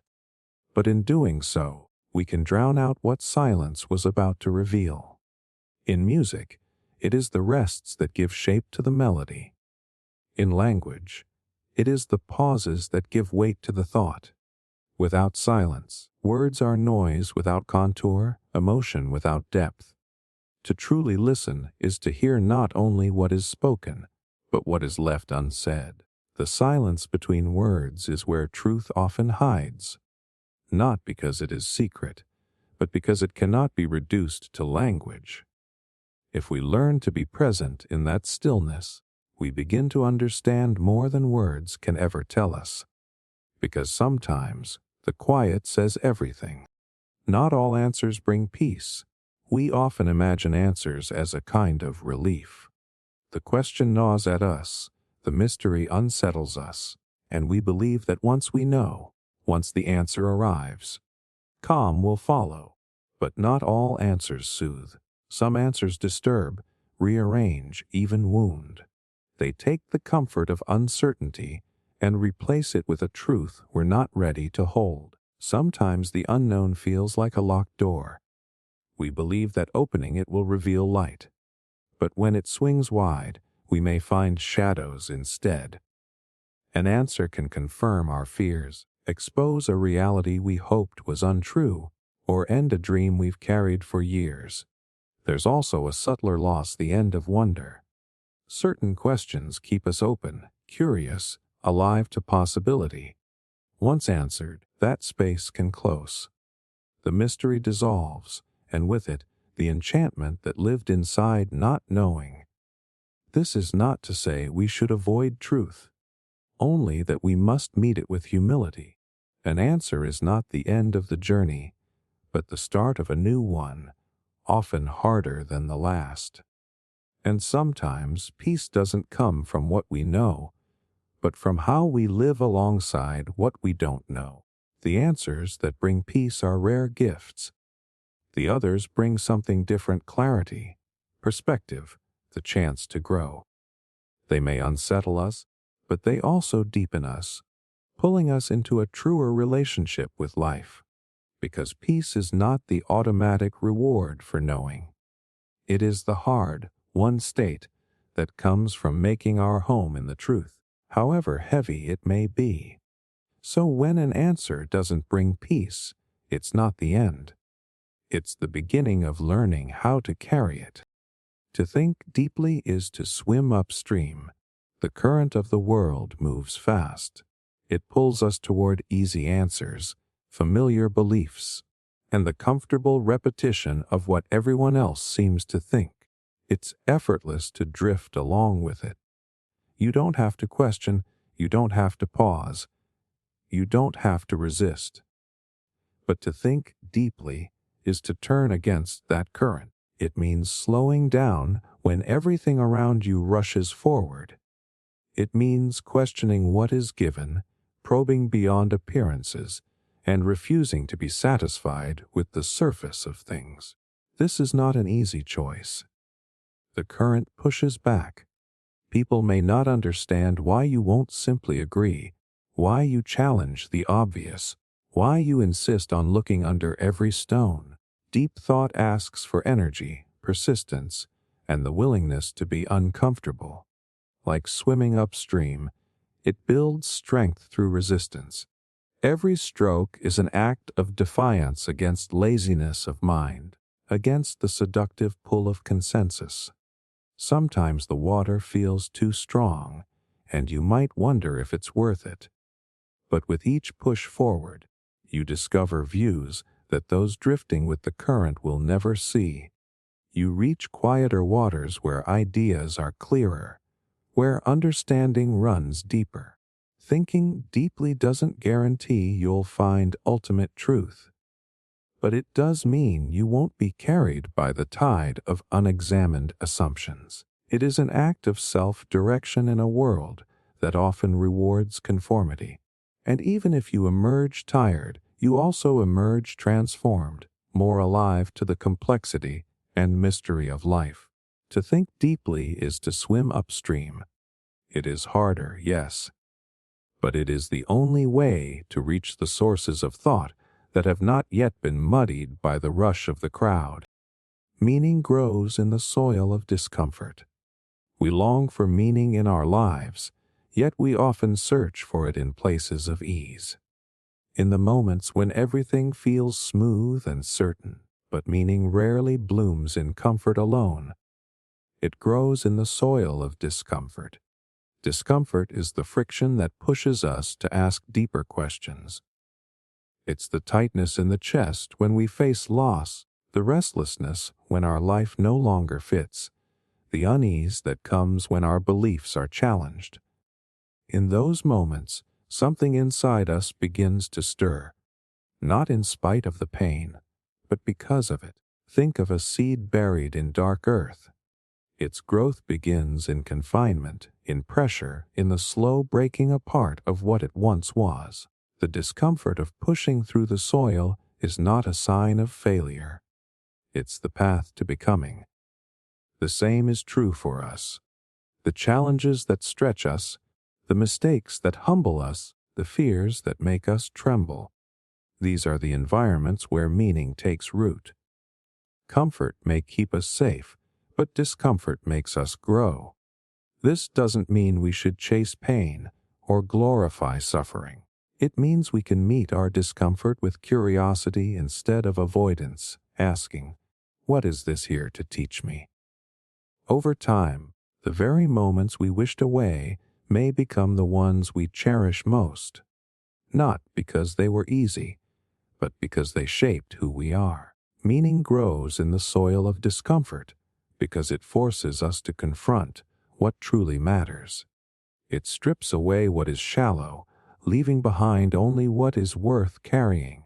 When you find yourself in such a place, remember, you are not stuck. You are planted. And from this soil, something deeper will grow. Reality changes when you stop trying to define it.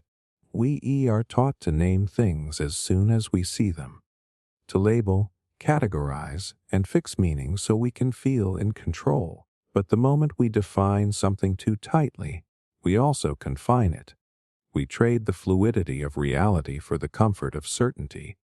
Yet reality is not a static object. It's a living movement. It shifts, unfolds, and transforms in ways that resist the boundaries of language. When we cling to definitions, we see not what is, but what we have decided it must be. Think of a person you've known for years. The more you define them, she's shy, A's ambitious, they're stubborn. The more you stop noticing the ways they surprise you, your definition becomes a filter and reality shrinks to fit inside it. When you let go of the need to define, something remarkable happens. The edges soften, possibilities open.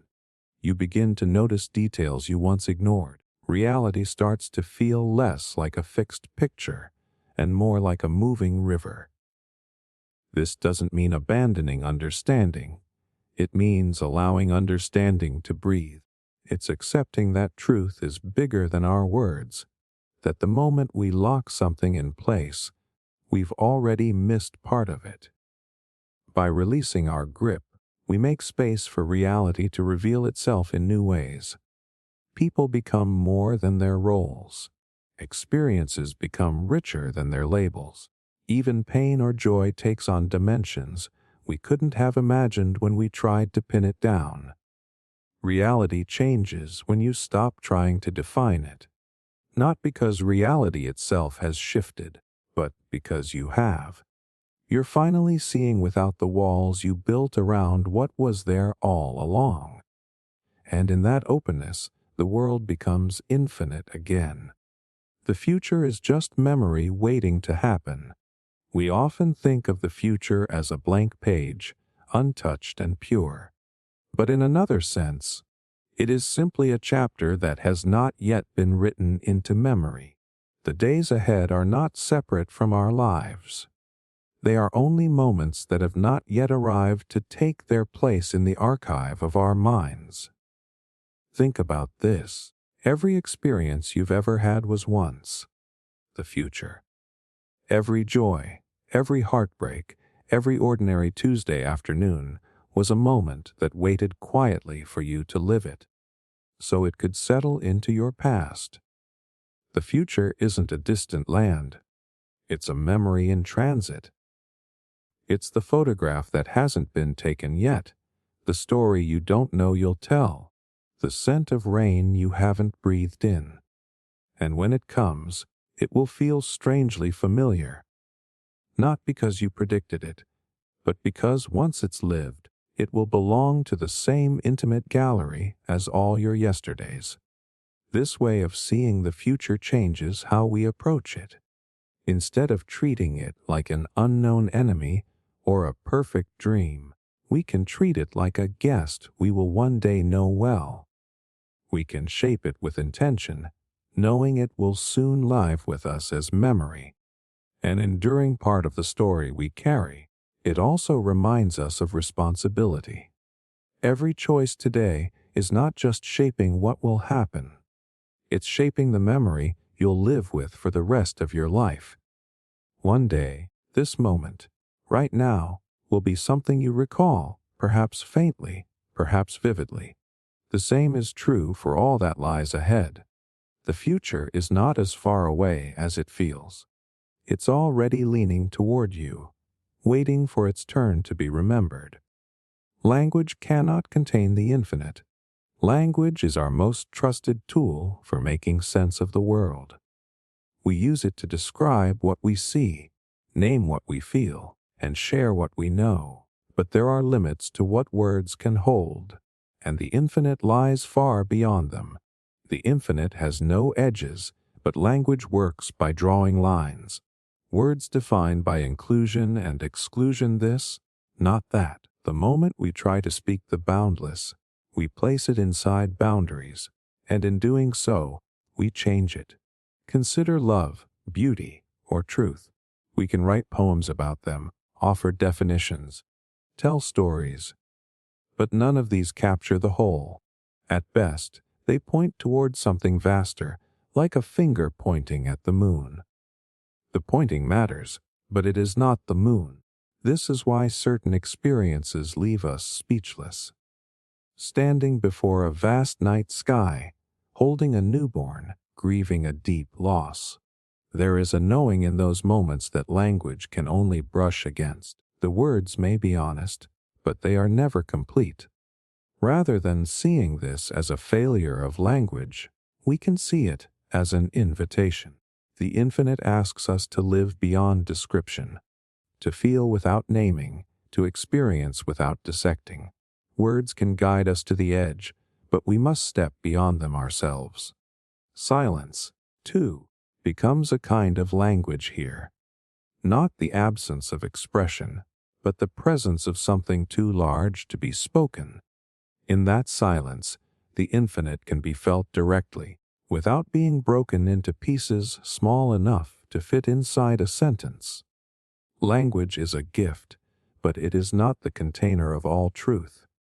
It is the bridge we cross to reach the shore of what words cannot hold, and on that far shore the infinite waits, vast, whole, and gloriously unspeakable. Death is the punctuation mark of life. A sentence without punctuation runs on endlessly, losing shape and clarity.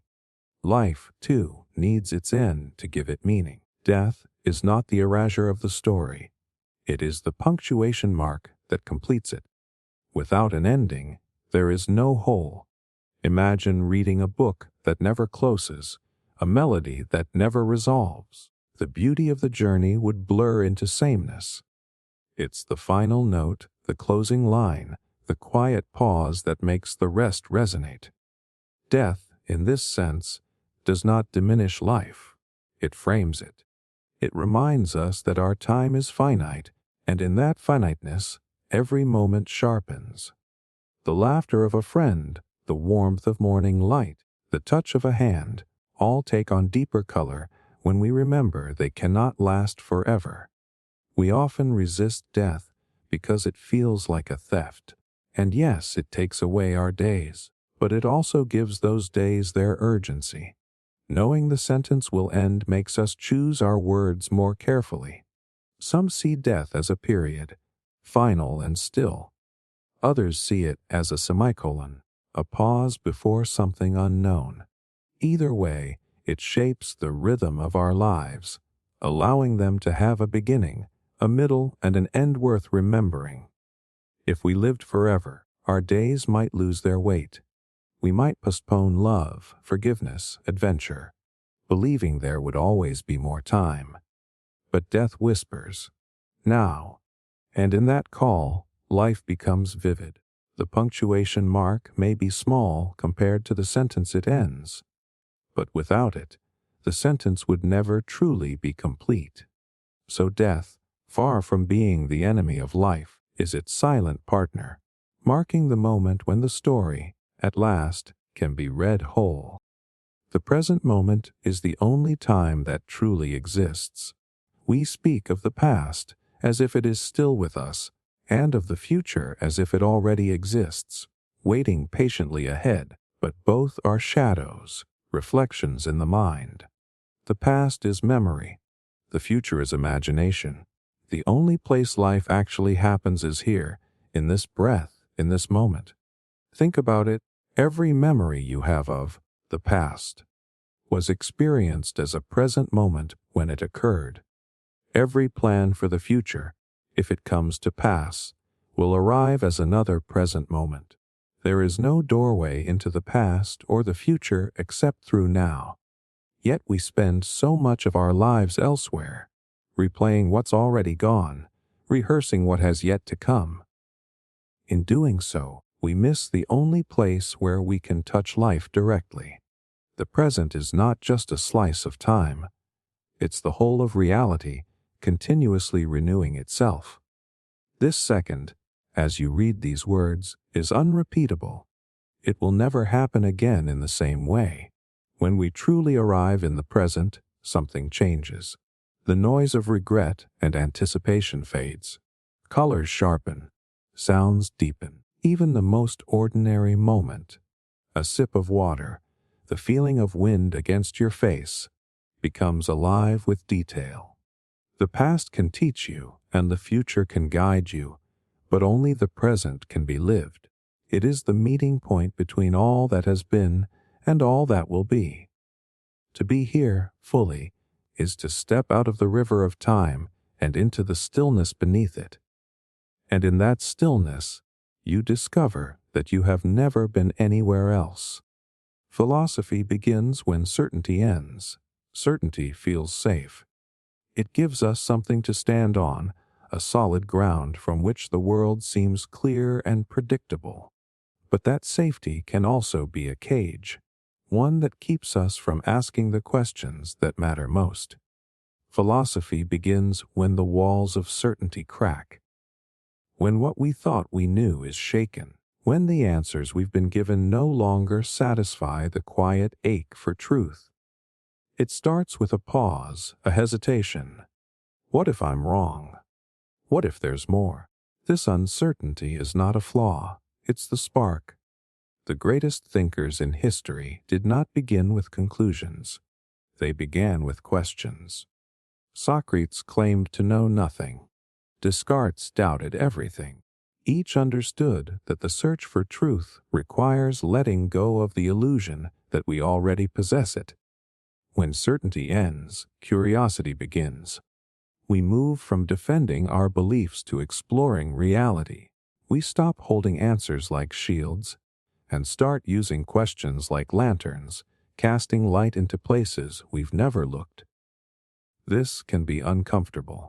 To live without certainty is to live in open space, without the tidy comfort of final answers. But it's in this space that philosophy thrives. The lack of fixed ground forces us to walk more carefully, to think more deeply, to see the complexity and mystery in things we once took for granted. Philosophy doesn't promise to replace lost certainty with new certainty. Instead, it offers something richer, a life lived in dialogue with the unknown. Certainty closes the book. Philosophy keeps turning the pages. To love the world is to embrace its flaws. It's easy to love an ideal world, a place without injustice, without cruelty, without heartbreak. But that world does not exist. The one we live in is messy. imperfect, and full of contradictions. To truly love the world, we must see it as it is, not as we wish it to be. This doesn't mean ignoring its flaws or pretending they don't matter. It means holding them alongside its beauty, recognizing that the two are intertwined. The same earth that gives us breathtaking sunsets also gives us storms. The same humanity capable of acts of kindness can also wound deeply. Love that only accepts the beautiful parts is not love, it's preference.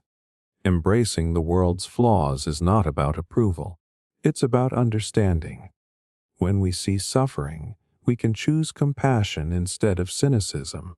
When we see injustice, we can choose to work for change instead of turning away in disgust. To love the world is to care enough to stay engaged, even when it disappoints us. This love is active. It is the gardener tending to soil that will never be perfect, yet still planting seeds. It is the artist who paints the cracks into the portrait because they are part of the truth. If we wait for a flawless world before we give it our love, we will wait forever. But if we can hold its wounds in one hand and its wonders in the other, we begin to see that they are not separate. They are the texture of life itself. To love the world is to stand in its complexity, to see the darkness and still choose the light. It is to say, even with all this, because of all this, I will love. Nothing is truly yours, only borrowed for a while. We speak of my home, my body, my life, as if we hold them in permanent possession. But look closely, and you'll see that nothing you have is truly yours. It is all on loan from the vast flow of time. Your possessions. They were here before you and will remain, in some form, long after you're gone. The clothes you wear were once fibers in a field. The device in your hand is made of metals pulled from the earth. Even your body is a collection of borrowed elements.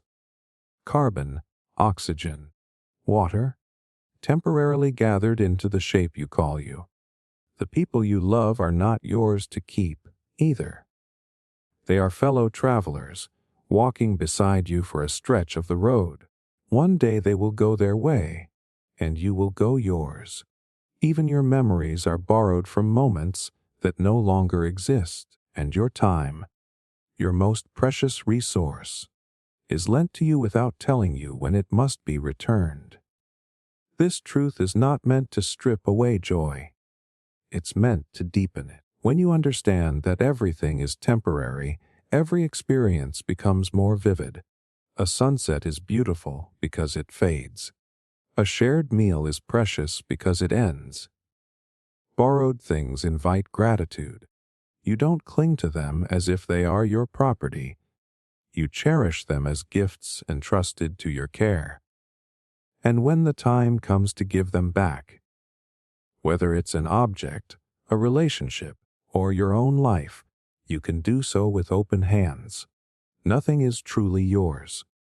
And because of that, everything can be received fully, appreciated deeply, and released gracefully. Life is not about ownership. It's about stewardship. We age not by years, but by what we choose to forget.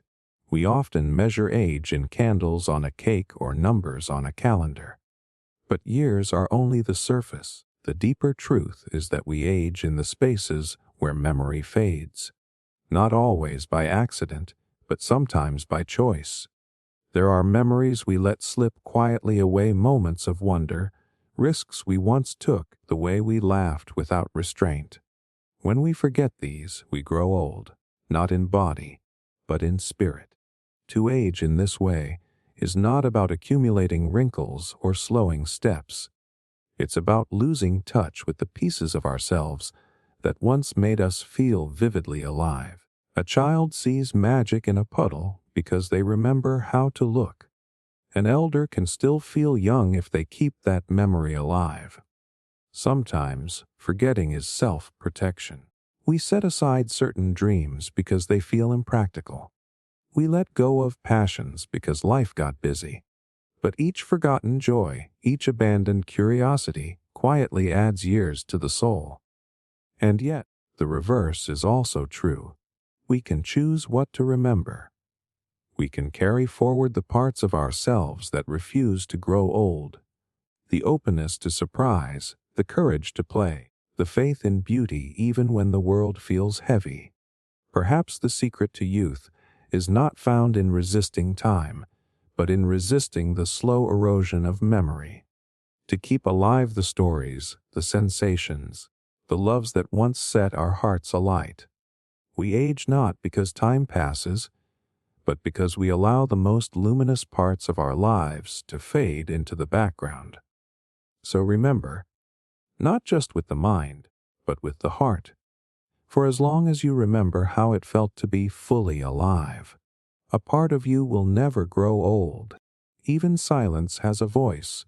Silence is often mistaken for nothingness, a gap between sounds and absence of expression. But listen closely, and you will realize even silence speaks.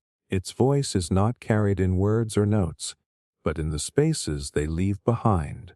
It can be as soft as the pause in a conversation that says more than any sentence could. As deep as the hush before a storm, when the air feels charged with unspoken meaning. Silence can comfort, wrapping around you like a warm blanket. It can connect, when two people sit together without needing to fill the air. But it can also challenge, forcing you to hear the echoes of your own thoughts, the truths you might prefer to avoid. In nature, silence is never truly empty. The forest at dawn holds the rustle of leaves, the distant murmur of water. The night sky's stillness hums with the weight of infinity. Even the quiet of your own room is full of breath, of heartbeat, of presence. Sometimes silence is louder than noise. It is the protest that refuses to shout, the grief too deep for words, the awe so vast that language cannot contain it. We fear silence because it asks us to listen without distraction, to pay attention to what lies beneath the surface. But if we lean into it, we discover it is not void. It is a vessel.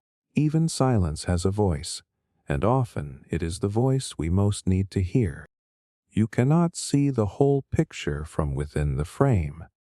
When you're living inside a moment, your perspective is limited. You see only the colors right before your eyes, the brushstrokes close enough to touch. It's easy to mistake these fragments for the whole truth. But just as a painting cannot be fully seen from inside its own frame, life cannot be fully understood from within a single moment.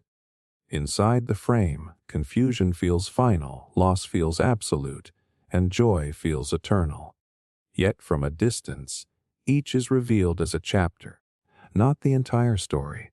Time and perspective are the gallery lights that reveal the larger image.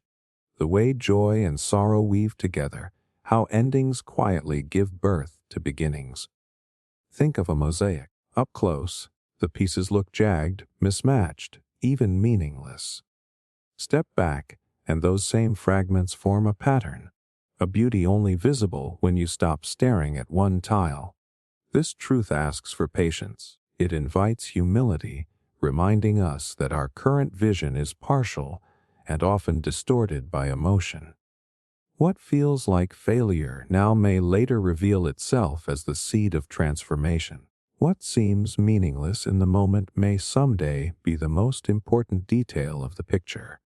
Sometimes, stepping back means gaining literal distance, time away from an event or the wisdom of another's perspective.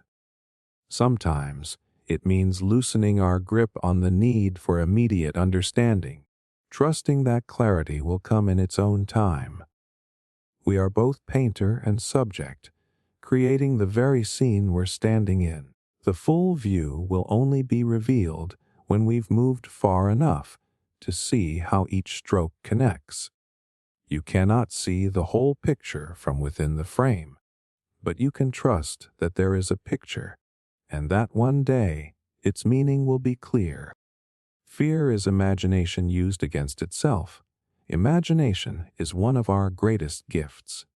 It allows us to dream beyond the present, to invent, to create worlds that do not yet exist. But the same mental canvas that can paint beauty can also conjure shadows. Fear is born when imagination turns inward against itself, when we use our ability to picture the future, not to envision possibilities, but to anticipate disaster. We build vivid scenarios of failure, rejection, loss. We give them color, texture, and sound until they feel more real than the moment we are in. Most fear is not about what is happening. It's about what might happen. The mind, in its effort to protect us, becomes its own storyteller, spinning cautionary tales that often never come true. Yet our bodies respond as if they were real, tightening muscles, quickening breath, bracing for an enemy who exists only in thought. This is not to say fear has no purpose. It can be a signal, a guardian against genuine danger. But when imagination runs unchecked, fear becomes a self-made cage, locking us away from the very life we wish to live. The irony is that the same creative force used to envision worst-case scenarios can also imagine solutions, pathways, and hope. The mind that can create a monster can also invent the courage to face it. When we recognize fear as misdirected imagination, we gain the power to reclaim it. We can take that same mental energy and turn it outward, toward possibility, toward beauty, toward what could go right. Fear will always visit, but we need not let it redecorate our minds with shadows. Imagination is ours to direct. Let it be the paintbrush for hope, not the blueprint for despair. The purpose of life may be to question its purpose. From the moment we can think beyond the immediate, beyond hunger, beyond shelter. We begin to ask, why am I here? It's a question that has echoed through every age, from ancient philosophers to children staring at the stars. We search for the answer as if it were a destination, a final truth that will silence the wondering. But what if the questioning itself is the point? Perhaps life is not a riddle to be solved, but a conversation to be lived. Every time we ask about our purpose, we stretch the boundaries of our awareness. We explore new ideas, challenge old ones, and deepen our understanding, not just of the world, but of ourselves. The beauty of the question lies in its refusal to be pinned down. The artist may find purpose in creation, the parent in raising a child, the wanderer in exploration. Each answer is true for a time, yet eventually, the question resurfaces, asking to be met again from a new angle. If life handed us a single, fixed answer, would we still grow? Would we still reach, wonder, and imagine? Or would we simply settle into a static truth, unmoved? The act of questioning keeps us alive to possibility.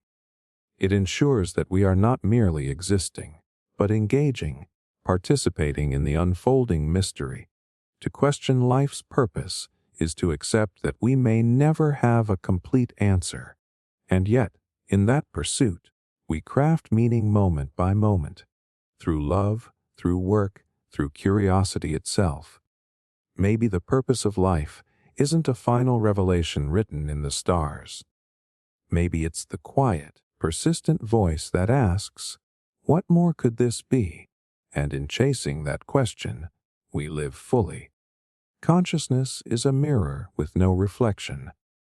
We often think of consciousness as something that shows us ourselves, as if we could look inward and see a perfect image staring back. But the more deeply we try to observe it, the more it slips away. Consciousness is like a mirror that holds no reflection of its own. It does not contain an image. It contains the capacity for images. It is the clear, empty space in which thoughts, sensations, and perceptions appear. Like a mirror, It shows everything placed before it, yet it remains untouched, unmarked by what it reveals.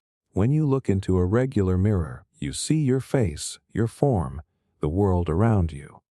But if you could somehow look into consciousness itself, you would not find you there. You would find only the raw presence that makes seeing possible. The moment you try to capture it as an object, it vanishes. Because consciousness is not an object. It is the space in which objects are known. This is why self-inquiry can feel like chasing your own shadow. The self you search for is just another appearance in the mirror. An image, not the mirror itself. Consciousness remains invisible, yet without it, nothing could be seen at all. To realize this is to touch a strange freedom. You are not the fleeting images that pass. Your thoughts, your emotions, your stories. You are the clear, boundless field that allows them to be. You are the mirror that reflects everything and holds nothing. Consciousness is a mirror with no reflection, and in that emptiness, everything becomes possible. All truth is filtered through perspective. We often speak of truth as if it were an absolute, unchanging, objective, eternal. But in reality, every truth we encounter passes through the lens of perspective. Our culture, our memories, our fears, and our hopes. We don't see the world as it is. We see it as we are. Two people can witness the same sunset. One sees peace, the other loneliness. The colors are the same. The sky doesn't change. But the meaning does, because it's filtered through the quiet lens of inner experience. This doesn't mean truth doesn't exist. It means we rarely meet it naked. Our perspectives bend light, like a prism, coloring the raw clarity of what is with personal meaning. And that's not a flaw.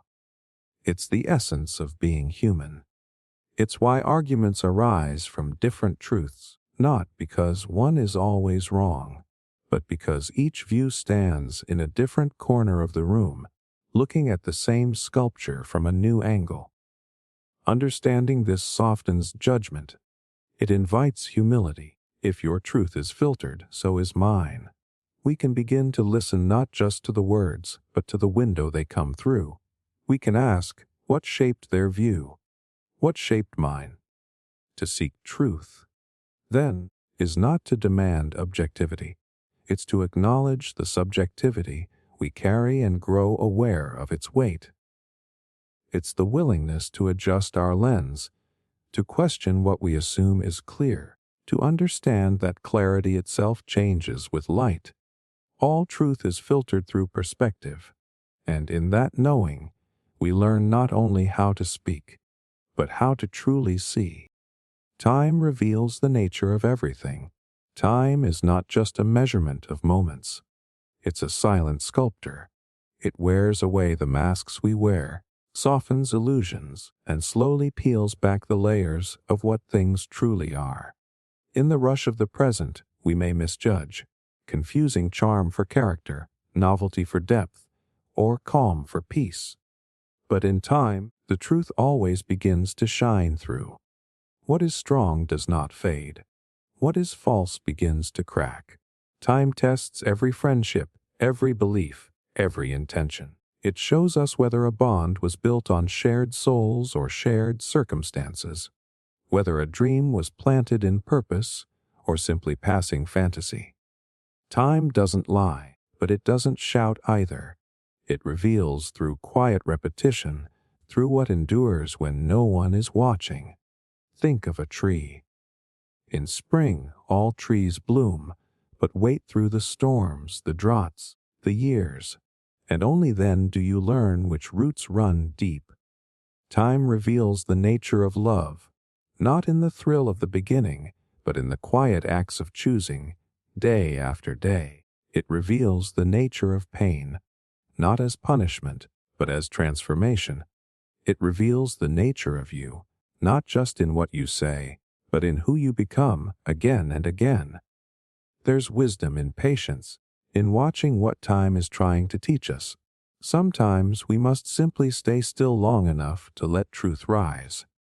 In that stillness, we begin to see what was fleeting, what was real, what grew, what fell away, because in the end, nothing can hide forever, not from time. It does not rush, but it never stops. And in its steady unfolding, it reveals the nature of everything. The most powerful truths are the ones you discover yourself. Truth can be spoken, written, shouted from rooftops, or whispered in sacred books. But until it touches your own experience, it remains just words. You can hear 1,000 wise teachings, but their power lies not in the hearing, it lies in the realizing. The most powerful truths are not handed down. They are uncovered, slowly, like stones revealed by the tide. They rise not in the noise of others' voices, but in the quiet honesty between you and yourself. Someone can tell you that love isn't control, but until you've let go and felt freedom bloom, it's only a phrase. Someone can tell you that time heals, but until you carry your own wound and feel its weight shift with the seasons, the idea remains abstract. This is the mystery of inner truth. It must be lived to be known. Like a seed, it waits in the soil of your soul. No one can force it to grow, but life will give you the water. The questions, the heartbreak, the wonder, the silence, they're all part of the unfolding.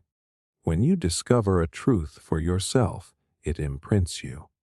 It doesn't just live in your mind, it roots in your being. It becomes part of how you move, how you see, how you love. That's why the truths we arrive at ourselves are the ones we remember. They're not memorized, they're felt. They're born not from agreement, but from awakening. So listen to the world, read, reflect, ask, but above all, notice. Notice what stirs something deep inside you. What rings true not just in your mind, but in your life. Because the most powerful truths are not taught, they're realized. And once realized, they cannot be unlearned. There is no wisdom without suffering. Suffering is not something we seek. It arrives uninvited, in loss, in grief, in the quiet ache of confusion. And yet, if you trace the roots of wisdom in any soul, you will find suffering at the core. Not because pain is noble in itself, but because pain asks questions that comfort never does. When we suffer, something breaks open. The illusions we held, the certainty, the control, the carefully constructed answers, begin to dissolve, and in their place, we are left with rawness, vulnerability, the kind of honesty that can't be faked. Wisdom is not intelligence. It's not knowing more facts or speaking in elegant phrases. Wisdom is seeing clearly, feeling deeply, but knowing what matters, not in theory, but in the marrow of your bones. And often, we only get there by walking through fire. Suffering humbles us. It softens sharpness and teaches us to listen. It forces us to sit with what we cannot fix, to hold what cannot be changed. It teaches patience, not as waiting, but as presence. It gives us empathy, because once we've hurt, we recognize the hurt in others, even when they say nothing at all. It is through suffering that the ego cracks, and through those cracks, the light gets in. The wisdom that emerges isn't loud. It doesn't shout from rooftops. It whispers. It forgives. It carries both strength and gentleness in equal measure. This is the paradox. The very thing we wish to avoid is what matures us, refines us, deepens us. There is no wisdom without suffering, not because suffering is the only path, but because it is the path that strips away everything false and leaves only what's real. You can't think your way into peace. You must feel it. The mind is a master of movement. It analyzes, dissects, compares, plans, and worries. It's always solving, always seeking, and yet peace is not something that can be solved. It is not a puzzle to complete or a goal to conquer. Peace is not thought into being. It is felt. We often believe that if we just think hard enough, we can finally outmaneuver our anxiety. If we find the perfect idea, the perfect explanation, the right answer, then we'll finally relax. But peace doesn't arrive through conclusions. It arrives through presence. Peace lives in the body, not the mind. It speaks in slow breaths, unclenched muscles, the soft rhythm of a heart that knows it's safe. You can't argue your way into peace. You have to let it in. And that begins not with thought, but with permission. Permission to stop striving, to stop fixing, to stop narrating your life like it's a problem to be solved. Peace enters in the quiet. When the mind softens, when you return to your senses, the warmth of sunlight on your skin, the sound of wind moving through trees, the stillness between heartbeats. Sometimes, the deepest peace comes not when you have all the answers, but when you finally realize you don't need them. You don't find peace by thinking about peace. You find it by feeling your way back to what was always there. Beneath the noise, beneath the fear, beneath the effort to be somewhere else. You can't think your way into peace. You must feel your way into it. And when you do, you'll realize it was never far. It was always waiting right where you are. Every moment is a doorway to awakening. We tend to think of awakening as a sudden, dramatic event, a moment of lightning clarity, a spiritual revelation, something grand and unmistakable. But awakening isn't a singular moment. It is a continual invitation. And that invitation is hidden in every single moment of your life. You don't have to climb a mountain or retreat into silence to wake up. You only need to notice, to become fully present to this moment. The way your breath moves, the feel of your feet on the floor, the tone of your thoughts, the emotion behind your reaction. Every moment, no matter how ordinary, holds the potential to open your eyes just a little more. The smell of coffee in the morning, the ache of sadness in your chest, the pause before you respond. Each one is a quiet knock on the door of awareness, saying, "Are you here? Are you awake?" Awakening isn't about reaching perfection. It's about seeing clearly. And clarity can begin anywhere, in a moment of joy or in the depths of grief, in stillness or in struggle. Even boredom, when truly witnessed, becomes sacred. Most of the time, we miss these doorways. We walk past them while lost in thought, in distraction, in repetition. But when we slow down, when we really see, the ordinary world becomes luminous. That's the secret. Awakening isn't rare. It's constant. It's the gentle whisper beneath everything, reminding you that you are alive, here now. So whatever moment you are in right now, however beautiful, however difficult, it is not in your way. It is the way. Every moment is a doorway to awakening. The only question is, will you walk through? The self is not a noun. It's a verb. We often speak of the self as if it were a fixed thing, a name, a face, a personality, something you are, once and for all. But the truth is softer, more fluid. The self is not a noun. It's a verb. You are not a static object to be labeled, summarized, or defined.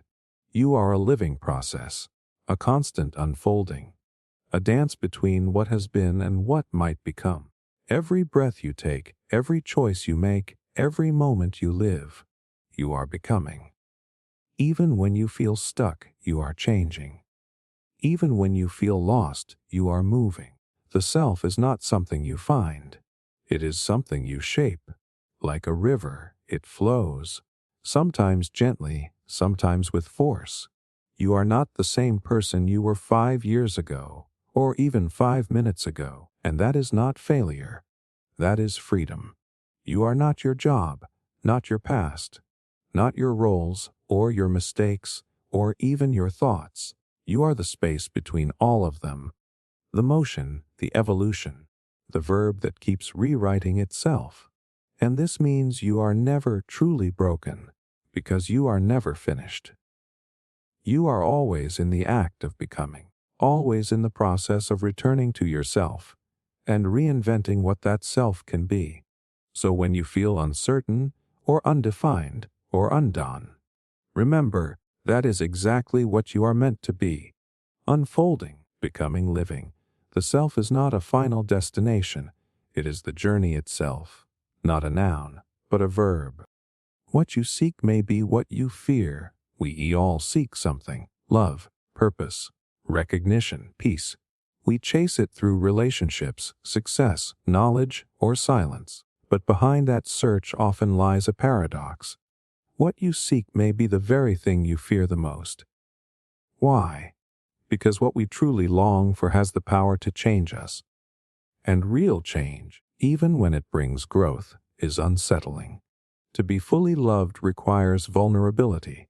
To find peace demands surrender. To live with purpose means giving up comfort and control. We fear love because it exposes us. We fear freedom because it strips away excuses. We fear truth because it dissolves the false self we've carefully built. The mind whispers, "What if you're not worthy of what you want? What if getting it means losing who you are?" And so, we search for our desires with one foot on the brake, approaching but never fully arriving, longing for it and resisting it. This is not failure. It is the human condition, a soul both yearning for expansion and clinging to the safety of the known. But the way through is not to force or to flee. It is to notice, to see the fear behind the desire and the desire beneath the fear, to realize that the treasure you seek is often guarded by a dragon of your own making. Growth asks for courage, for stillness, for honesty, because sometimes the thing you most deeply crave isn't across the world. It's just on the other side of what you're afraid to feel. So ask yourself gently, what am I seeking? And what am I afraid to find? Because sometimes they are the same thing. And in that tension, between desire and fear, awakening begins. Truth without compassion is violence. Truth is powerful. It can illuminate the darkest corners, strip away illusion, and call things by their real names. But truth alone, raw, untempered, and cold, can cut like a blade, because when truth is delivered without compassion, it does not heal, it wounds. We often praise those who speak their truth boldly, but boldness without empathy is not bravery. It is brutality. Honesty should not be a weapon. It should be a bridge, a way of revealing, not destroying. Compassion is what softens the blow. It reminds us that the person receiving the truth is not an obstacle, but a soul, complex, tender, in process. Yes, the truth matters, but how we share it matters just as much. You can tell someone the truth of their mistakes and leave them broken, or you can tell them the same truth with compassion and give them space to grow. Without compassion, truth becomes self-serving, a mirror held up to judge rather than to understand, a hammer instead of a hand. But with compassion, truth becomes a light, not one that blinds, but one that guides. It does not humiliate, it humbles, because the purpose of truth is not to win, it's to wake. And no one wakes up when they are being attacked. We awaken when we feel seen, when we are held accountable and held with care. So speak the truth, always. But wrap it in kindness, deliver it gently, as you would to someone you love. Because truth without compassion isn't clarity, it's violence. And we don't heal from violence. We heal from being understood. We are born knowing and taught to forget. There is a kind of wisdom in a newborn's eyes, unclouded by language, untouched by opinion. A quiet knowing that doesn't come from books or beliefs, but from being. We are born with it. The innate sense that we are whole. That love is not something to earn. It simply is. That presence is enough. That joy can come from the smallest things. A face, a voice, the rhythm of breath. And then slowly, we are taught to forget. Taught to measure, compare, compete. Taught that we must become something to be worthy. Taught that silence is empty, and that stillness is laziness. We learn to trade wonder for facts, to replace curiosity with certainty, to value answers more than questions. The world teaches us how to succeed, but often forgets to teach us how to be. But the knowing doesn't disappear. It only hides. Beneath the noise. Beneath the striving. Beneath the masks we wear to be accepted. It waits patiently, in dreams, in moments of stillness, in glimpses of awe. It speaks in the language of intuition, softness, and sudden tears we don't quite understand. You were born knowing how to be present, how to love without needing permission, how to trust the moment, and though the world taught you to forget, you can remember, not by seeking new truths, but by unlearning what dims your light, by returning, by listening. So tonight, rest not in becoming, but in remembering. There is nothing broken in you, only forgotten, and the path back to yourself is not forward, but inward, because you were born knowing, and that knowing is still here, quietly waiting for you to return. To forgive is to choose freedom. Forgiveness is often misunderstood. We think it means saying what happened was okay, that it erases the pain, the betrayal, the wrong. But forgiveness doesn't excuse. It releases, not them you. Because to carry resentment is to chain yourself to the past. Every grudge, every replay of what they said, what they did, what you wish had gone differently, becomes a weight. And over time, those weights become walls. They harden the heart. They close the spirit. They steal your peace. To forgive is not to forget. It's not to let someone back into your life. It's not even for them to know. To forgive is to say, this pain will not define me. This story will not own me. I choose to put it down. And that is freedom. Freedom from anger that poisons slowly. Freedom from thoughts that loop endlessly. Freedom from carrying someone else's mistake like it's your burden to bear. You forgive not because they deserve it, but because you deserve to be free. It takes courage to forgive, to soften where you've been wounded, to release when part of you wants to hold on, to prove a point, to protect yourself. But forgiveness is not weakness. It is strength. It is saying, you may have hurt me, but I will not keep hurting myself by holding on to it. It's not something you do once. It's something you practice, like breathing. A quiet letting go, again and again, until the pain no longer owns you. So tonight, ask yourself gently, is there something I'm holding that I could begin to release? Not for them, for me. Because to forgive is not to lose, it is to return to your lightness, your peace, your power. To forgive is to choose freedom. No one escapes the responsibility of choice.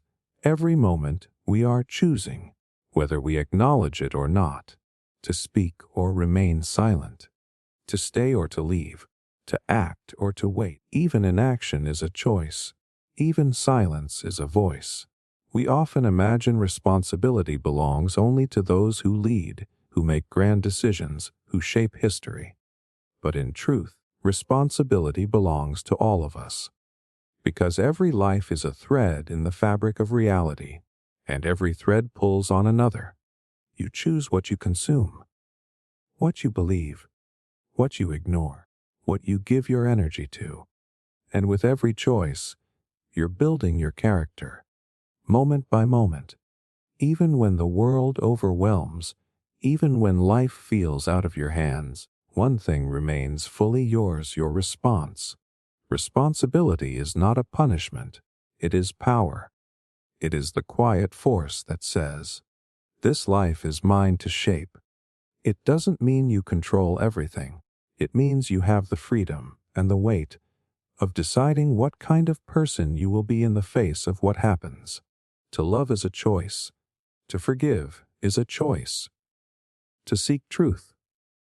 To speak with kindness. To stand for what matters. All choices, all yours. No one escapes this. Even not choosing is a choice. And over time, these moments of decision, small, daily, seemingly forgettable, become the story of your life. So don't wait for clarity to make a choice. Don't wait for certainty to do the right thing. Choose as best you can. Then learn. Then choose again, because the path is not found, it's made. And you are making it, step by step, with every choice. Your values are shown by what you sacrifice for. You can say what you believe. You can declare what matters to you. But in the end, your life reveals your truth more clearly than your words ever will, because values aren't just ideas. They are commitments. They are measured not by what you say yes to, but by what you're willing to give up. Ask yourself, what do I consistently make time for? What do I protect even when it's inconvenient? What do I let go of in order to hold on to something greater? Love is easy to claim, but it becomes real when you're tired, hurting, or afraid and still choose to show up. Integrity isn't proven when things are simple. It's revealed when there's something to lose. Freedom sounds noble until it means releasing control, comfort, or certainty. You may say you value peace, but if you're constantly chasing drama or distraction, your sacrifices tell a different story. You see, sacrifice is not just about loss. It's about alignment. It shows you where your priorities actually live, not where you wish they lived. It's not always grand or visible. Sometimes, sacrifice looks like patience, like saying no to what's easy, like holding your tongue, like walking away from what doesn't serve your deepest self. And that's okay. You're human. You're learning. But know this: what you are willing to suffer for, what you are willing to give up comfort, ego, or pleasure for, that is what you truly value. So tonight, in stillness, reflect. What do my sacrifices say about me? Are they aligned with the person I want to be? Because at the end of the day, we are what we choose to give ourselves to. And what we give up for something shows us what really matters. There is no progress without contradiction. A progress is rarely a straight line. It is messy, awkward, full of paradox. Because to move forward, you often have to unlearn what once felt certain, and that means stepping into contradiction. You may strive for peace and still feel anger. You may want freedom while fearing the unknown. You may long for truth, yet resist it when it challenges your comfort. And that's not failure, that's growth. We often believe that clarity comes first, and then progress follows. But in truth, it's the other way around. You move forward through tension, through opposing forces rubbing against each other. The old self clashing with the new, the belief you inherited conflicting with the wisdom you're beginning to embody. Contradiction isn't the enemy of truth. It's the soil in which truth grows. Like fire, contradiction burns away what no longer fits, what no longer serves. It is the friction between who you were and who you're becoming.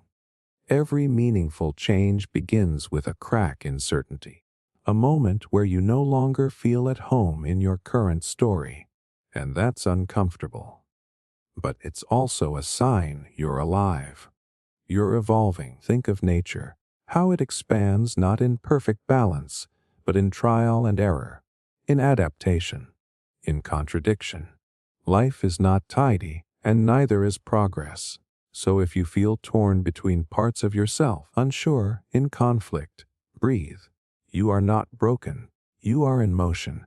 The key is not to avoid contradiction, but to stay with it, to listen, to let it teach you, because only through contrast do we learn to choose, and only through tension do we find the strength to become something new.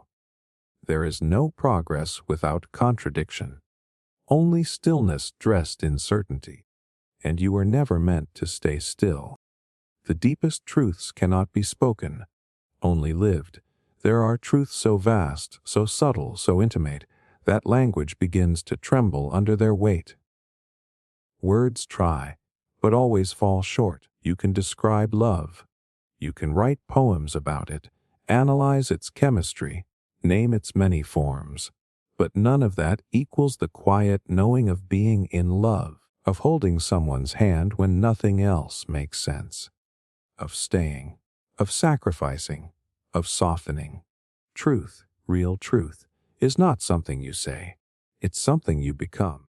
It's in how you show up when no one's watching, in the choices you make when comfort tempts you and fear whispers doubt. The deepest truths are not ideas to be debated. They are moments to be inhabited. You can't explain peace. You feel it in your body. You can't define presence. You live it when you're not trying to grasp it. It's tempting to seek truth in books, lectures, even these words, but the map is not the territory. The finger pointing to the moon is not the moon.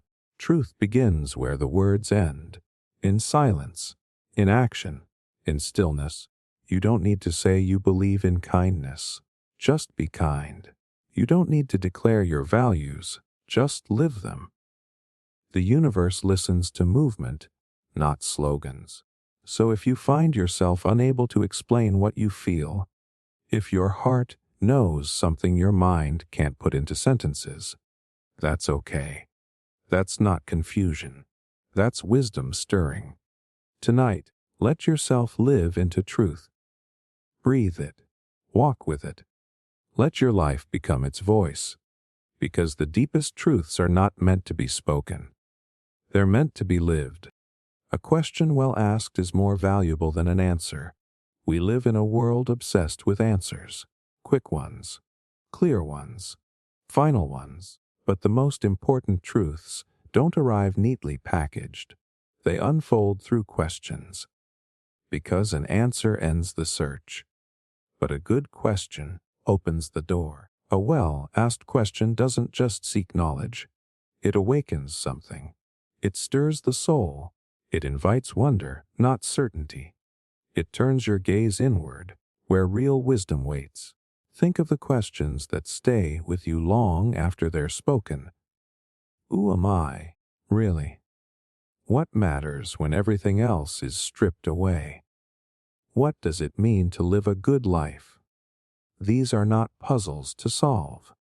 They are companions on your path. The power of a question lies in its ability to hold space for mystery, to allow not knowing, to resist the rush toward resolution, because it's in that space between asking and answering that transformation happens. When you ask with sincerity, without agenda, without needing to be right, you become open, curious, humble, and in that openness, you change. Answers can become armor, walls built of certainty. But a question, especially one born from deep attention, is a mirror. It doesn't give you a conclusion. It gives you yourself. So tonight, instead of looking for what's right, ask what's real. Instead of trying to solve, try to sit with. Let the question breathe. Let it echo, because some questions are not meant to be answered. They are meant to be lived. And in the end, it is not always the clarity of an answer that changes us, but the courage it takes to ask the question in the first place. You only lose what you try to hold too tightly. A life moves like water, fluid, shifting, untamed. And yet, we try to hold it still.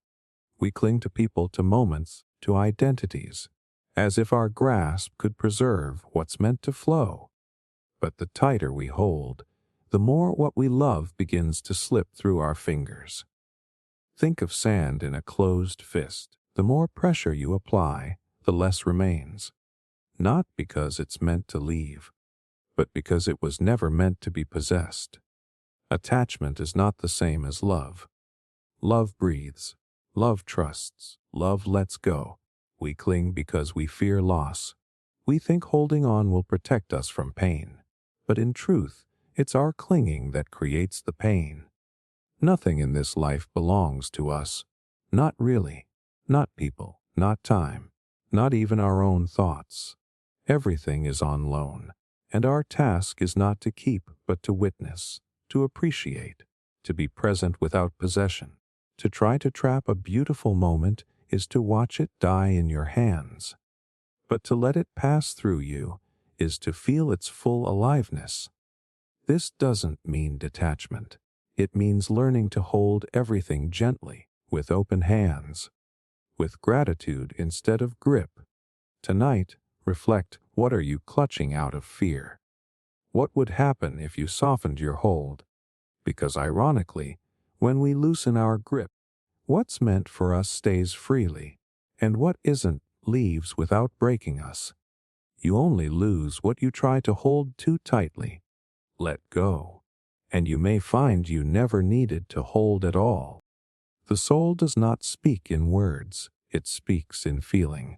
There is a voice within you, not loud, not logical, not made of language at all. It does not argue or explain. It simply knows. This is the voice of the soul, and it speaks in feeling, not emotion exactly, but something deeper. That quiet knowing that arrives before thought, that sense of yes or no, that doesn't come from reason, but from recognition. It's in the peace you feel around someone without understanding why, the pull toward a path that makes no sense on paper, but feels like home. The ache in your chest when something's wrong, even when everything looks right. We often try to override this voice, to translate it into logic, to fit it into boxes of reason. But the soul was never meant to be dissected by the mind. It speaks through stillness, through intuition, through presence, and it asks for only one thing: your attention. Have you ever made a decision that felt right, without any proof, or ignored a quiet nudge, only to regret it later? That's not coincidence. That's your soul whispering. Words can lie, thoughts can twist, but feeling, that deep, quiet resonance, is honest. It doesn't shout. It doesn't push. It simply is. So tonight, listen, not to the noise of the world, but to the hum beneath it, to the subtle current of your being. Don't demand it to speak in language. Just feel, and let that feeling guide you. Because the soul does not speak in words. It speaks in feeling. And when you trust that voice, you return to the truest part of yourself. Simplicity is the essence of clarity. Clarity does not arise from complexity. It does not bloom in tangled thoughts or busy noise.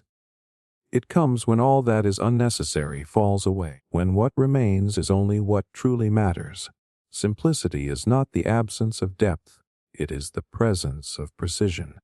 It is the mind unburdened, the heart unclouded, the world seen just as it is without distortion. In simplicity, there is no performance, no pretending, no need to embellish or explain, only the quiet truth resting in full view, effortless, undeniable. The clearest water is the stillest. The clearest thought is the one that no longer competes for attention. And the clearest life is lived close to the source, where intention is pure and direction is known. Clarity doesn't require more. It often asks for less. Less clutter, less noise, less pretending to be anything other than what you are. This is why silence feels like truth, why solitude feels like home. Because in the simplicity of the moment, there is nothing left to search for. Everything is already present. Everything is already enough. To live clearly is not to escape the world's complexity, but to move through it with clean sight. To know what is yours to carry and what can be let go. Simplicity is not a lack, it is a refined abundance, a focus, a freedom, a return. And in that space, clarity finds you, softly, silently, surely. What dies feeds what lives. In the quiet rhythms of nature, there is no true end, only transformation. The fallen leaf becomes the soil. The burned forest gives way to new green. The setting sun gives birth to the stars. Death, in this way, is not destruction. It is nourishment. It is release so that something else may begin.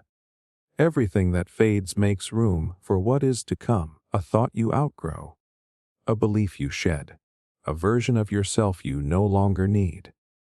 They do not vanish in vain. They become the foundation for who you are now becoming. Loss is not a void. It is a passage, a returning, a surrendering of what can no longer thrive, so that something deeper, wiser, and more alive can rise in its place. Grief carries seeds. Endings carry momentum. Even decay is sacred, because it feeds the future in ways we cannot always see. What dies in the world around us and within us is not wasted. It is woven back into the fabric of life. Changed, yes, but not lost. The pain you've endured, the chapters you've closed, the dreams that dissolved, they live on in your strength, in your compassion, in your awareness. You are not built in spite of those endings, but because of them. There is a quiet grace in accepting this cycle, in bowing to the wisdom of impermanence, in seeing death not as a thief, but as a giver in disguise, because in truth what dies feeds what lives, and nothing ever is truly gone. Understanding is deeper than knowing. There is a difference between knowing something and understanding it. Knowing lives in the mind. It collects facts, gathers definitions, remembers dates and names. It builds towers of information, structured, sharp, and often proud. But understanding lives in the heart. It moves beneath the surface, slow and steady, sinking into your being like water into soil. You can know the definition of compassion. You can quote it, teach it, even argue for it. But until you've stood at the edge of someone else's suffering and let it touch you, you do not understand it. Understanding humbles you. It requires presence, not just memory. It asks you to feel, not just think, to step beyond observation and into connection. Knowledge is often fast. It wants answers. Understanding is patient. It waits for meaning. We live in a world obsessed with knowing, with being right, with collecting data and defending certainty. But in the quiet moments, in loss, in love, in a why, it's understanding that holds us. Understanding does not need to speak. It does not need to win. It simply sees, and in that seeing, it softens the world. It bridges distance. It dissolves judgment. It transforms knowledge into wisdom. You may forget what you know, but what you understand, what you've truly lived, becomes part of you. A deeper intelligence, a quieter clarity. So let go of needing to know everything. Let yourself feel into things. Listen with more than your ears. And remember, understanding is deeper than knowing and infinitely more alive. You are never the same person twice. Each moment shapes you. Each breath, each thought, each experience, subtle or profound, leaves its trace. Like water shaping stone, slowly, endlessly, you are being carved by time. Who you were yesterday no longer exists. The version of you who smiled at that memory, felt that pain, held that hope, they've already shifted into someone new. Even now, as you listen, You are changing. New words settle into your mind. New feelings stir quietly beneath the surface. You are not static. You are not fixed. You are not a single story written once and read forever. This is not something to fear. It is something to honor, because it means you are free, free to grow, free to outlive your past selves, free to unfold. You may revisit old places, speak familiar words, meet familiar faces, but you bring a new self to each of them. One shaped by all you've loved and lost, all you've learned and unlearned. Change does not always announce itself. Sometimes it moves like shadows across a wall, silent, certain, undeniable. And so, in every goodbye, there is a small mourning. Not just for what was, but for the person you were when it was. Yet in every hello, there is a quiet celebration for the self that is arriving now. The one more open, more weathered, more whole. You are never the same person twice, and that, perhaps, is the most beautiful truth of all, because it means life is not just lived, it is continually reimagined, and you are always becoming. Life is the tension between chaos and order. Life is never all chaos and never all order.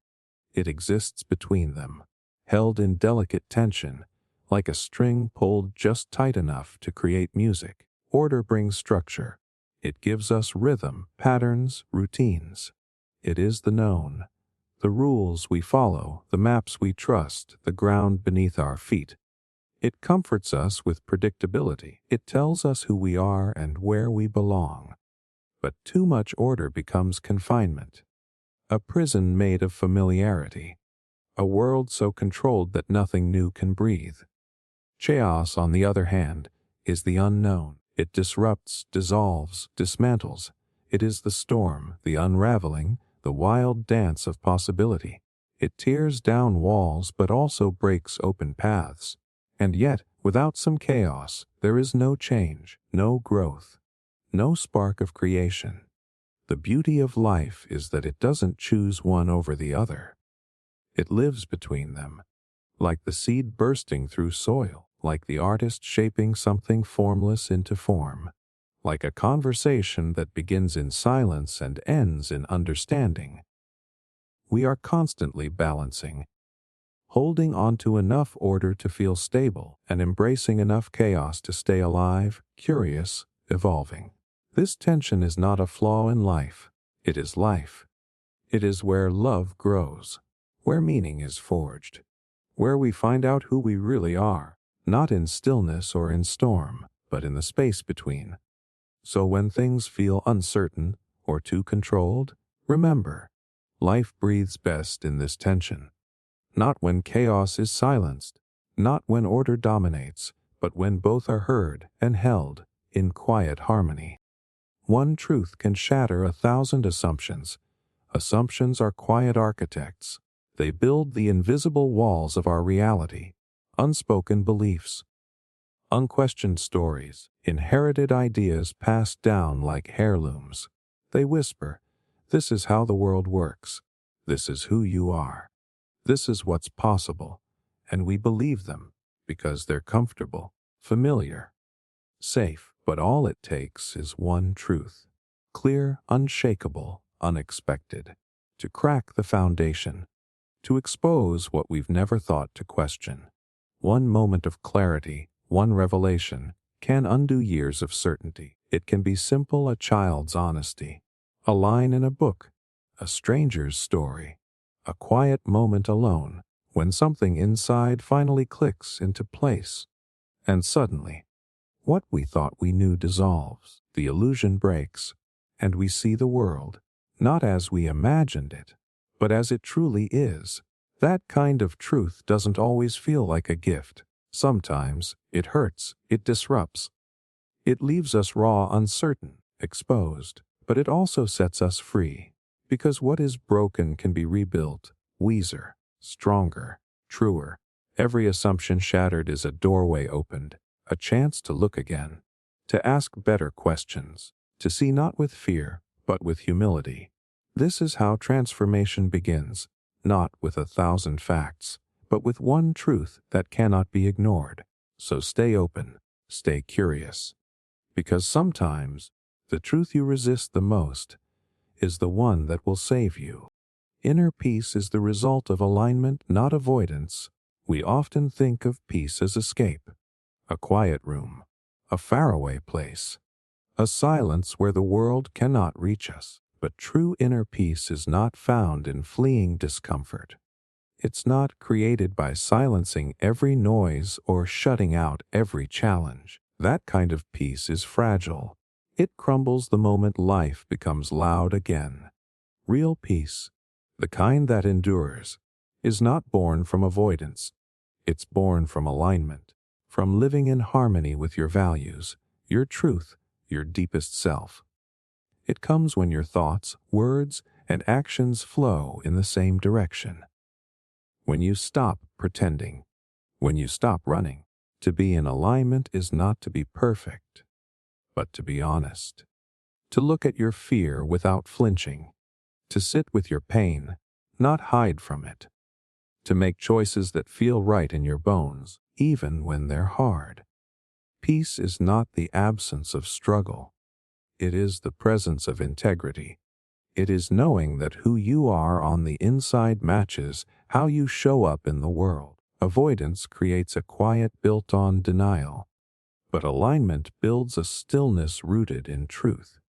And in that stillness, you are no longer pulled in 1,000 directions. You no longer abandon yourself to please others. You no longer fear being seen, because there is nothing left to hide. Inner peace is not something you find. It's something you come home to when you stop fighting who you are. So don't chase silence, chase wholeness, and let peace be the echo of a life lived in alignment. Doubt is the beginning of wisdom.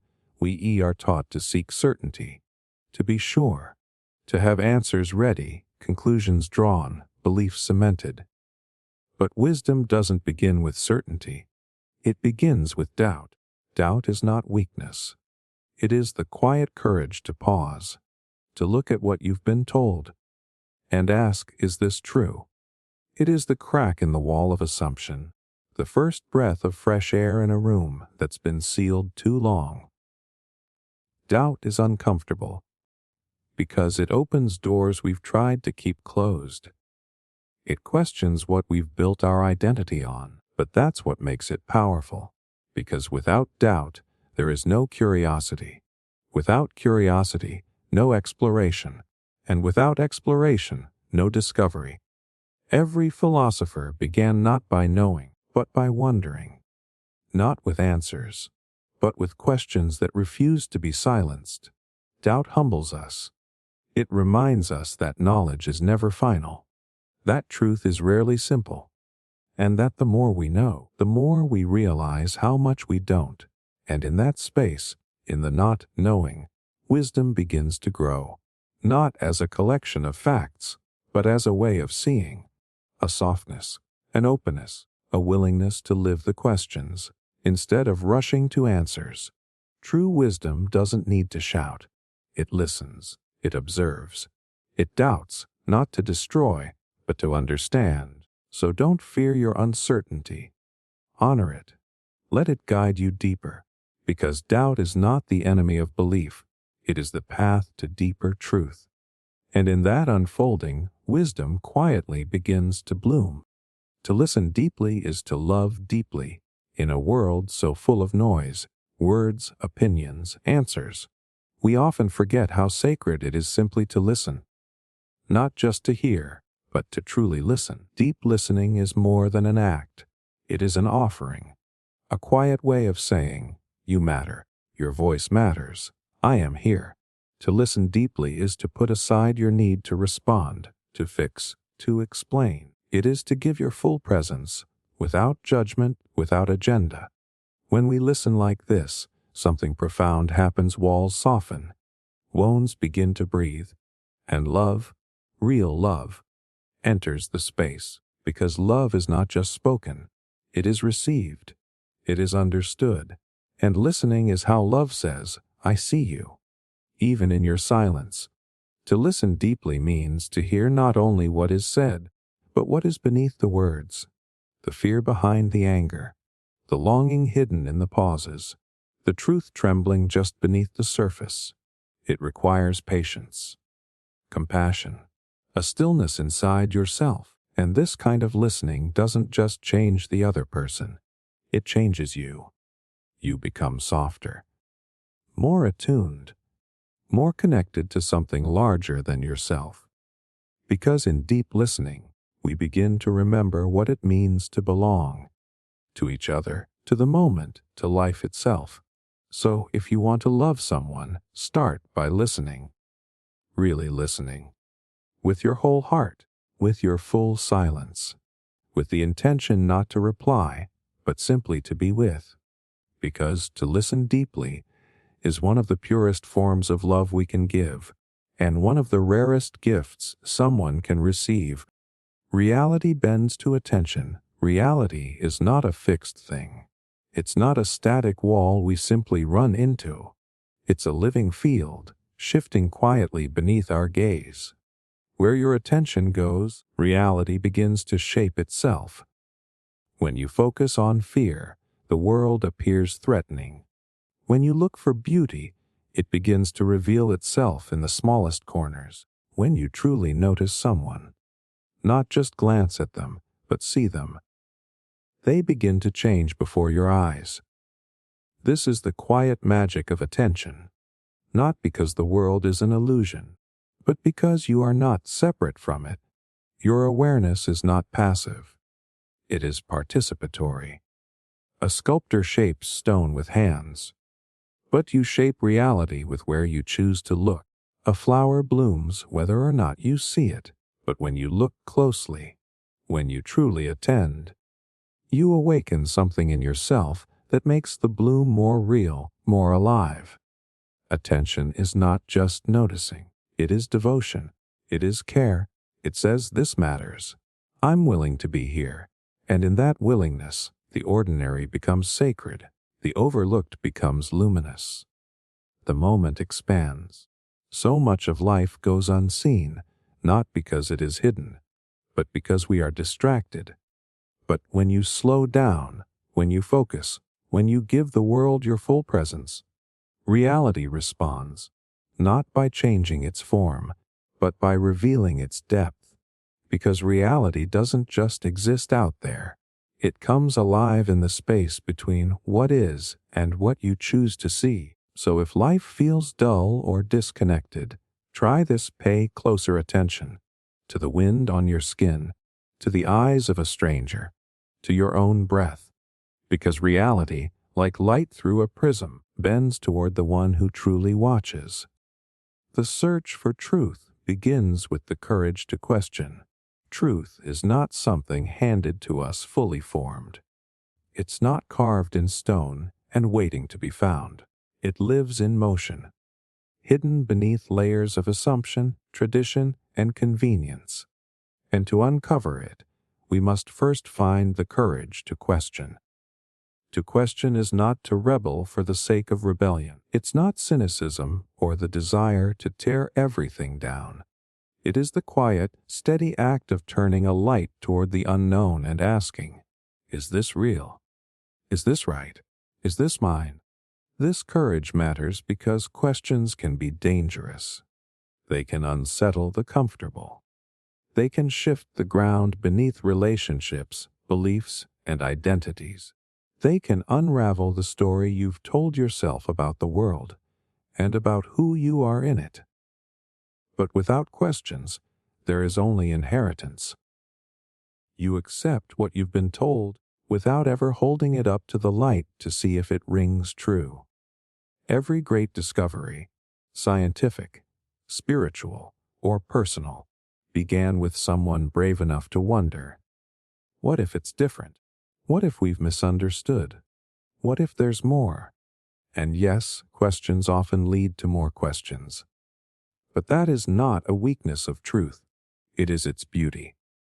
Truth doesn't shrink under examination. It grows. It deepens, it becomes more alive. To question is to open a door, to admit there's more to learn, and to walk into uncertainty with your eyes open. So if you seek truth, don't begin by searching for answers. Begin by asking the questions you've been afraid to speak. The ones that keep tugging at your mind in the quiet hours. The ones that demand both honesty and bravery, because the search for truth is not a matter of intellect alone. It is an act of courage. And every question you dare to ask is a step toward freedom. Nothing meaningful is ever truly easy. We often long for the path of least resistance, for life to be smooth, effortless, without challenge. But the things that shape us, the things that last, rarely come without effort. Meaning is born in the space between desire and difficulty. It lives in the climb, in the countless small steps taken despite fatigue, in the moments when quitting whispers in your ear, and you keep going anyway. Easy things rarely ask much of us. They pass quickly, leaving little trace on the soul. But the meaningful things, they demand something deeper: patience, commitment, the willingness to be uncomfortable. Think of love. To truly love another person is not effortless. It is a daily choice. To listen, to understand, to grow together through storms and stillness alike. Or think of learning something new. The frustration, the trial and error, the humbling experience of being a beginner. Yet the reward, when it comes, carries the weight of every step it took to get there. Difficulty is not a barrier to meaning. It is the forge that shapes it. When something asks for your time, your energy, your persistence, it's asking you to invest a part of yourself. And it's that investment that makes the result sacred. If life gave us everything without challenge, we would not know the sweetness of arrival, because there would be no journey to remember. Ease may comfort you, but it will never transform you.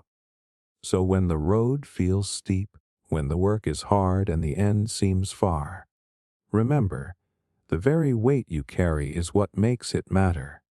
And nothing meaningful was ever truly easy. We fear what reminds us of ourselves. Fear often feels like something external, a shadow cast by the world, an enemy outside the walls of our mind. But if we look closely, we find that what unsettles us most often carries a piece of our own reflection. We fear arrogance in others because we have felt its pull in ourselves. We fear cruelty because we know deep down we too have had moments of unkindness. We fear weakness because we've lived inside our own. And sometimes we fear brilliance in others because it stirs the ache of unrealized potential within us. The things we resist most in others are often unacknowledged fragments of who we are, or who we could become. It's as if life holds up a mirror, not to flatter, but to show us the parts of ourselves we would rather turn away from. But this reflection is not meant to condemn us. It's meant to invite us to notice, to understand, to accept that being human is not about pure light or pure darkness, but about holding both in the same hands. When we face what we fear in others, we begin to soften toward ourselves. We realize that judgment is often self-defense, and that compassion grows in the space where denial used to live. So the next time fear rises in the presence of another, pause. Look beyond the surface.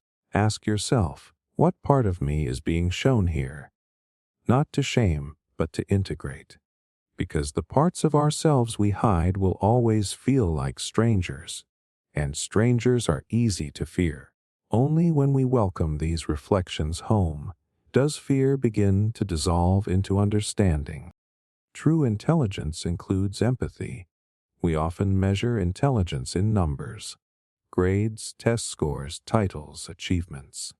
We see it in sharp logic, quick reasoning, the ability to solve problems with precision. But intelligence without empathy is like a map without a sense of direction. It shows the landscape, but not where it is safe to walk. True intelligence is not just the capacity to think. It's the capacity to understand, not only the facts, but the feelings behind them, not only the how, but the why. A mind can be brilliant and still cause harm if it cannot imagine the world through another's eyes. The greatest ideas lose their light if they are built without regard for those they affect. History is full of cleverness without compassion, and the damage it leaves behind. Empathy is not weakness. It is not sentimentality. It is a deeper form of perception. It's the ability to see that other lives are as vivid and complex as your own, and to let that knowledge shape your choices. When intelligence meets empathy, it becomes wisdom. It seeks solutions that not only work, but heal. It asks, what will this mean for others? Before acting, it understands that progress at the expense of dignity is not progress at all. So the truest measure of a mind is not just how much it knows, but how deeply it cares. It's the balance between clarity and compassion, reason and kindness. Because without empathy, intelligence can build walls. With it, it builds bridges. And in the end, it is not enough to be smart. To be truly intelligent is to see the whole picture. And that picture always includes the hearts of others. Stillness is not empty. It is full of unseen movement. At first glance, stillness can seem like nothing. A pause, a gap, a quiet space between moments. We often mistake it for absence, for life on hold. But beneath the surface of stillness, the world is always in motion. Even in the calmest lake, currents swirl beneath the glassy surface. Even in the silent forest, roots are stretching deeper, leaves are drinking in light, life is whispering in forms we cannot hear. Stillness is not the absence of activity. It is the presence of subtle, unseen change. Within ourselves, the same truth holds. When we rest, the mind is not idle. It is sifting through experiences, healing old wounds, reweaving the threads of thought and feeling. When we pause to breathe, the body repairs, the heart steadies, the soul remembers what matters. We live in a culture that worships constant motion, that mistakes stillness for stagnation. But real stillness is not a void. It is fertile ground. It is the quiet in which ideas germinate, the pause in which clarity begins to form. In stillness, the unseen becomes possible. It is where transformation gathers its strength before stepping into the light. The caterpillar's cocoon may look motionless, but within it, an entirely new being is being shaped. So the next time life feels paused, when the world asks you to be still, do not fear emptiness. Listen instead. Notice the subtle movements, a shift in your breath, a softening of thought, a warmth rising in the chest. The movement is there, quiet, patient, profound. Stillness is not the end of motion. It is motion's most delicate and essential form. The more deeply you feel, the more gently you act. There is a softness that comes from truly feeling. When you have walked through the corridors of your own joy and grief, when you have stood in the storms of uncertainty and loss, something within you changes. You begin to see that every person you meet is carrying a story you cannot fully know. Deep feeling is not simply emotion. It is awareness. It is the ability to hold the weight of life without turning away. It is the recognition that pain is not rare, that joy is fragile, and that every heart, no matter how strong it seems, has cracks that let the light in and out. Those who feel deeply do not rush to judge. They do not speak with sharp edges, because they know how easily words can wound. Their actions are measured, not out of hesitation, but out of care. like someone holding a delicate vessel, knowing it has already been repaired more than once. Gentleness is not weakness. It is the courage to move slowly when the world demands haste. It is the strength to choose kindness even when anger is easier. It is the wisdom to know that tenderness often reaches further than force. The more deeply you feel, the more you understand that life is a shared experience, that your joy is bound to another's, that your pain echoes theirs, and from this understanding grows a natural gentleness, a quiet vow to do less harm, to tread lightly, to leave more beauty than you take. Deep feeling opens the door to gentle action, and gentle action, repeated over time, has the power to change the shape of the world. The cost of clarity is often loneliness. A clarity is a gift, but it is not a comfortable one. To see the world as it is, stripped of illusions, freed from comforting half-truths, is to step outside the warm shelter that most people live beneath.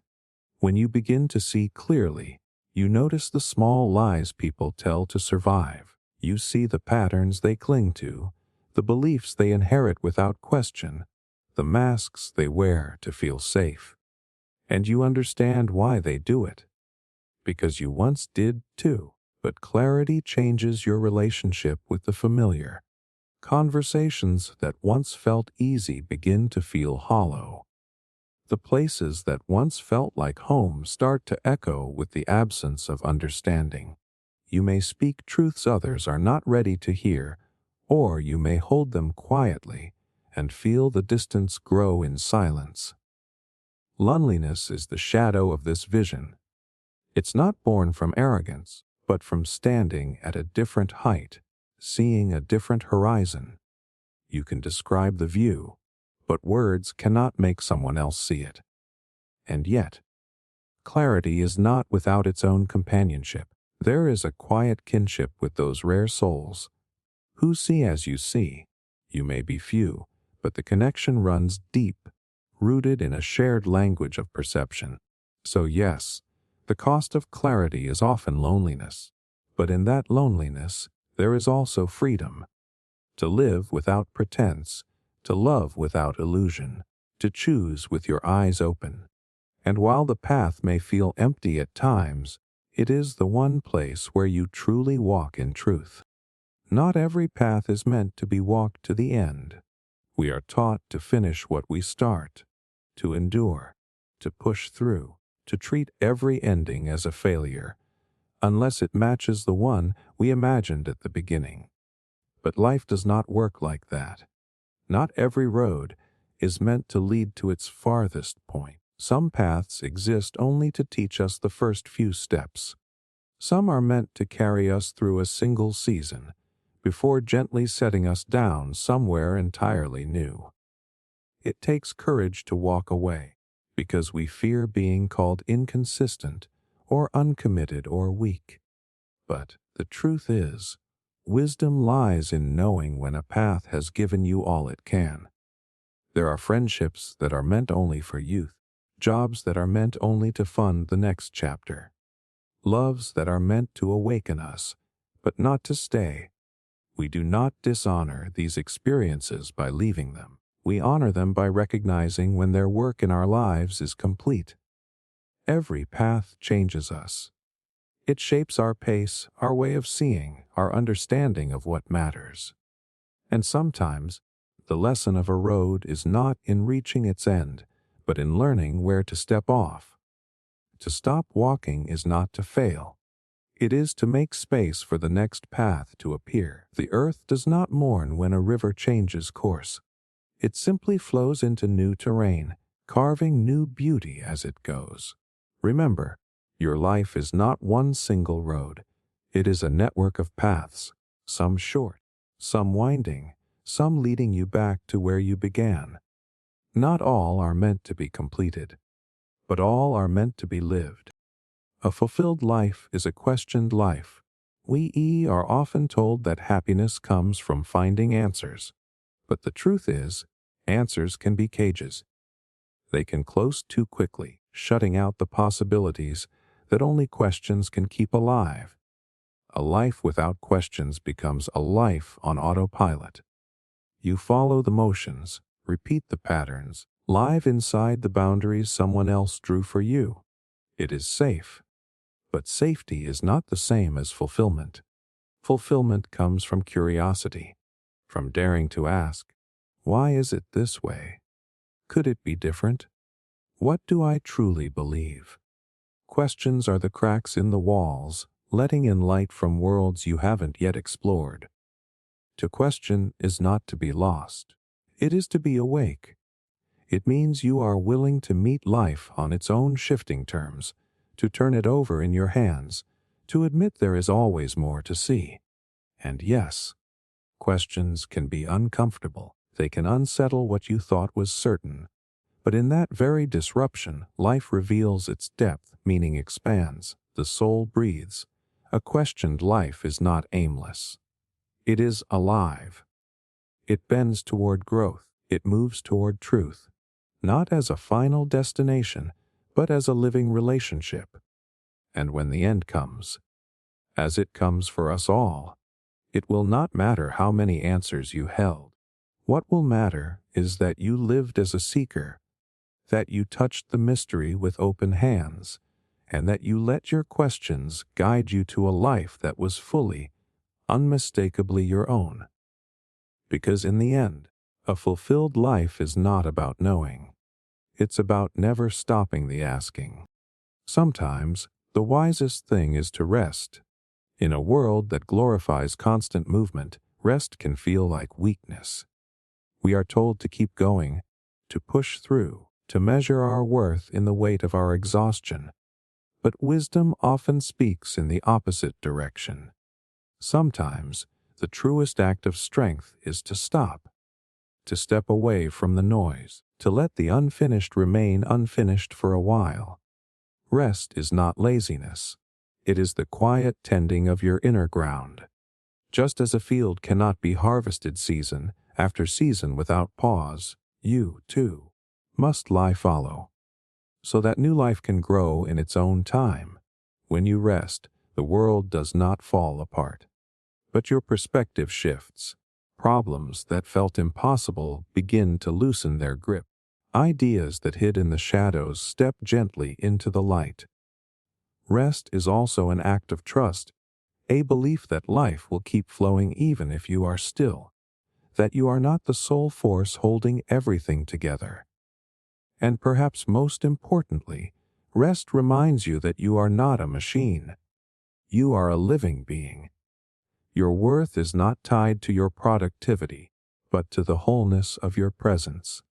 So when the weight feels too heavy, when your body whispers for pause, and your spirit longs for stillness, remember sometimes the wisest thing is not to push forward, but to lay the burden down, breathe, and simply be.